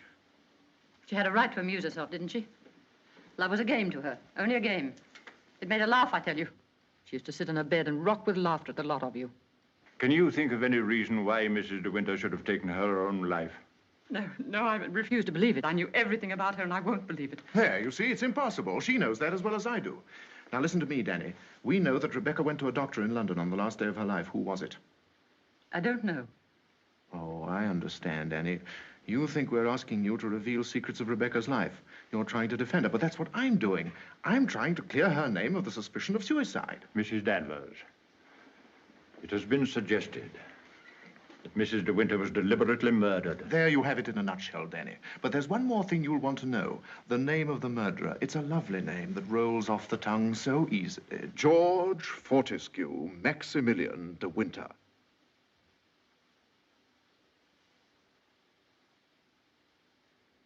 He was a doctor.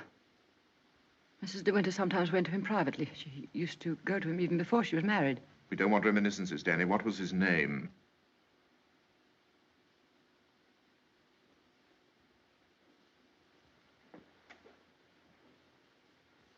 Dr. Baker, 165 Goldhawk Road, Shepherd's Bush. There you are, Colonel. There's where you'll find your motive. Go and question Dr. Baker. He'll tell you why Rebecca went to him, to confirm the fact that she was going to have a child. A sweet, curly-headed little child. It isn't true. It isn't true. She would have told me. She told Max about it. Max knew he wasn't the father, so like the gentleman of the old school that he is, he killed her.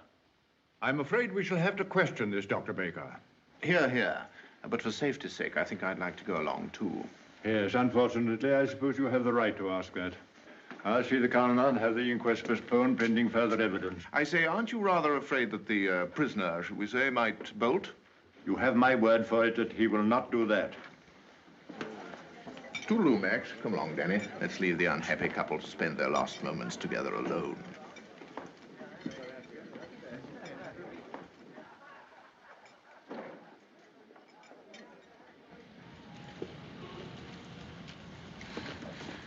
Are you sure you don't want me to go with you, Max? No, darling, it'll be very tiring for you. I'll be back the very first thing in the morning, and I won't even stop to sleep. I'll be waiting for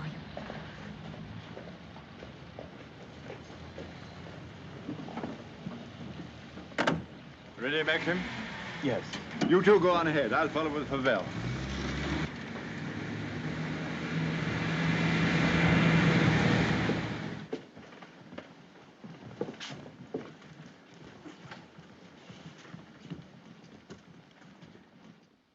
Dr. Baker, you may have seen Mr. De Winter's name in the papers recently. Oh, yes, in connection with the body that was found in a boat. My wife was reading all about it. A very sad case. My condolences. No, this is going to take hours. Let me... Don't bother, Favell. I think I can tell Dr. Baker. We're trying to discover certain facts concerning the late Mrs. De Winter's activities on the day of her death. October the 12th last year. And I want you to tell me, if you can, if anyone of that name paid you a visit on that date. I'm awfully sorry. I'm afraid I can't help you. I should have remembered the name De Winter. I've never attended a Mrs. De Winter in my life. Well, how can you possibly tell all your patients' names?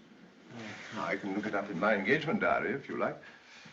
Did you say the 12th of October? Yes. Here we are. No. No De Winter. Are you sure? Well, here are all the appointments for that day. Ross, Campbell, Stedall, Perino, Danvers, Danny? What the devil? Would you read that name again? Did you say Danvers? Yes, I have a Mrs. Danvers for 3 o'clock. What did she look like? Can you remember? Yes, I remember her quite well. She was a very beautiful woman. Tall, dark, exquisitely dressed. Rebecca. The lady must have used an assumed name. Is that so? This is a surprise. I'd known her a long time. What was the matter with her? My dear sir, there are certain ethics. Could you supply a reason, Dr. Baker, for Mrs. De Winter's suicide? For her murder, you mean? She was going to have a kid, wasn't she? Come on, out with it. Tell me what else would a woman of her class be doing in a dump like this? I take it the official nature of this visit makes it necessary for me to... I assure you, we'd not be troubling you if it were not necessary. You want to know if I can suggest any motive as to why Mrs. De Winter should have taken her life? Yes, I think I can. The woman who called herself Mrs. Danvers was very seriously ill. She was not going to have a child. Well, that was what she thought. My diagnosis was different. I sent her to a well-known specialist for an examination and x-rays. And on this date, she returned to me for his report. I remember her standing here, holding out her hand for the photograph. I want to know the truth, she said. I don't want soft words in a bedside manner. If I'm for it, you can tell me right away. I knew she was not the type to accept a lie. If she'd asked for the truth, I let her have it. She thanked me. I never saw her again, so I assumed that... What was wrong with her? Cancer. Yes, the growth was deep-rooted. An operation would have been no earthly use at all. In a short time, she would have been under morphia. There was nothing that could be done for her, except wait. Did she say anything when you told her? She smiled in a queer sort of way. Your wife was a wonderful woman, Mr. De Winter. And, oh, yes, I remember she said something that struck me as being very peculiar at the time. When I told her it was a matter of months, she said, "Oh, no, doctor, not that long." You've been very kind. You've told us all we wanted to know. We should probably need an official verification. Verification? Yes, to confirm the verdict of suicide. I understand. Can I offer you gentlemen a glass of sherry? Oh, very kind. I think we ought to be going. Thank heaven we know the truth. Dreadful thing. Dreadful. A young and lovely woman like that. No wonder. I never had the remotest idea. Neither did Danny, I'm sure. I wish I had a drink. Will we be needed at the inquest any further, Colonel Julian? No. I can see to it that Maxim's not troubled any further. Thank you, sir. Are you ready to start, Colonel? No, thank you. I'm staying in town tonight. And let me tell you, Favell, blackmail is not much of a profession. And we know how to deal with it in our part of the world, strange as it may seem to you. Well, I'm sure I don't know what you're talking about. But if you ever need a new car, Colonel, just let me know. It's impossible to thank you for your kindness to us through all this. You know what I feel without my saying anything. Not at all. Put the whole thing behind you. But let your wife know. She'll be getting worried. Yes, of course. I'll phone her at once, then we'll get straight down to Mandalay. Goodbye, Crawley. Maxim's got a great friend.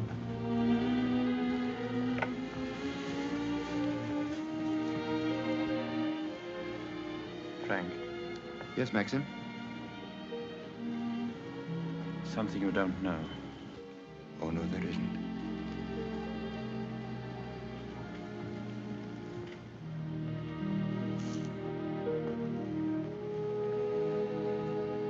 I didn't kill her, Frank. But I know now that when she told me about the child, she wanted me to kill her. She lied on purpose. She foresaw the whole thing. That's why she stood there laughing when she... Don't think about it anymore. Thank you, Frank. How, Danny? I just wanted to tell you the news. Rebecca held out on both of us. She had cancer. Yes, suicide. And now Max and that dear little bride of his will be able to stay on at Mandalay and live happily ever after. Bye-bye, Danny. This your car, sir? Yes? Will you be going soon? This isn't a parking place, you know. Oh, isn't it? Well, people are entitled to leave their cars outside if they want to. It's a pity some of you fellows haven't anything better to do. When you phoned, did she say she'd wait up? I asked her to go to bed, but she wouldn't hear of it. I wish I could get some more speed out of this thing. Is something worrying you, Maxim? I can't get over the feeling something's wrong.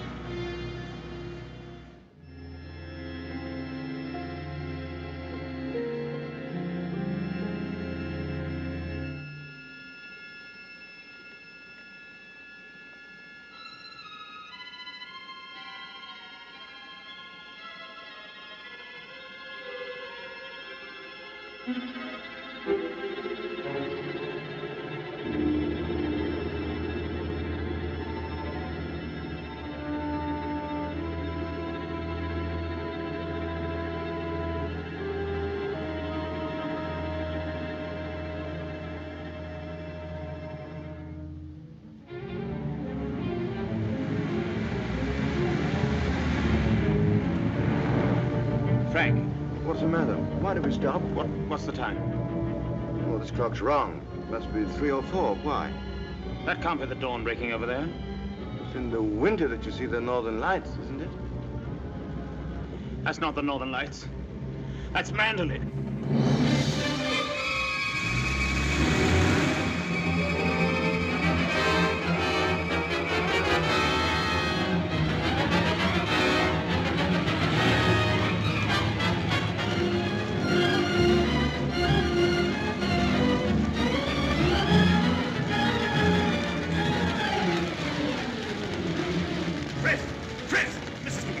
Where is she? I thought I saw her, sir. Where?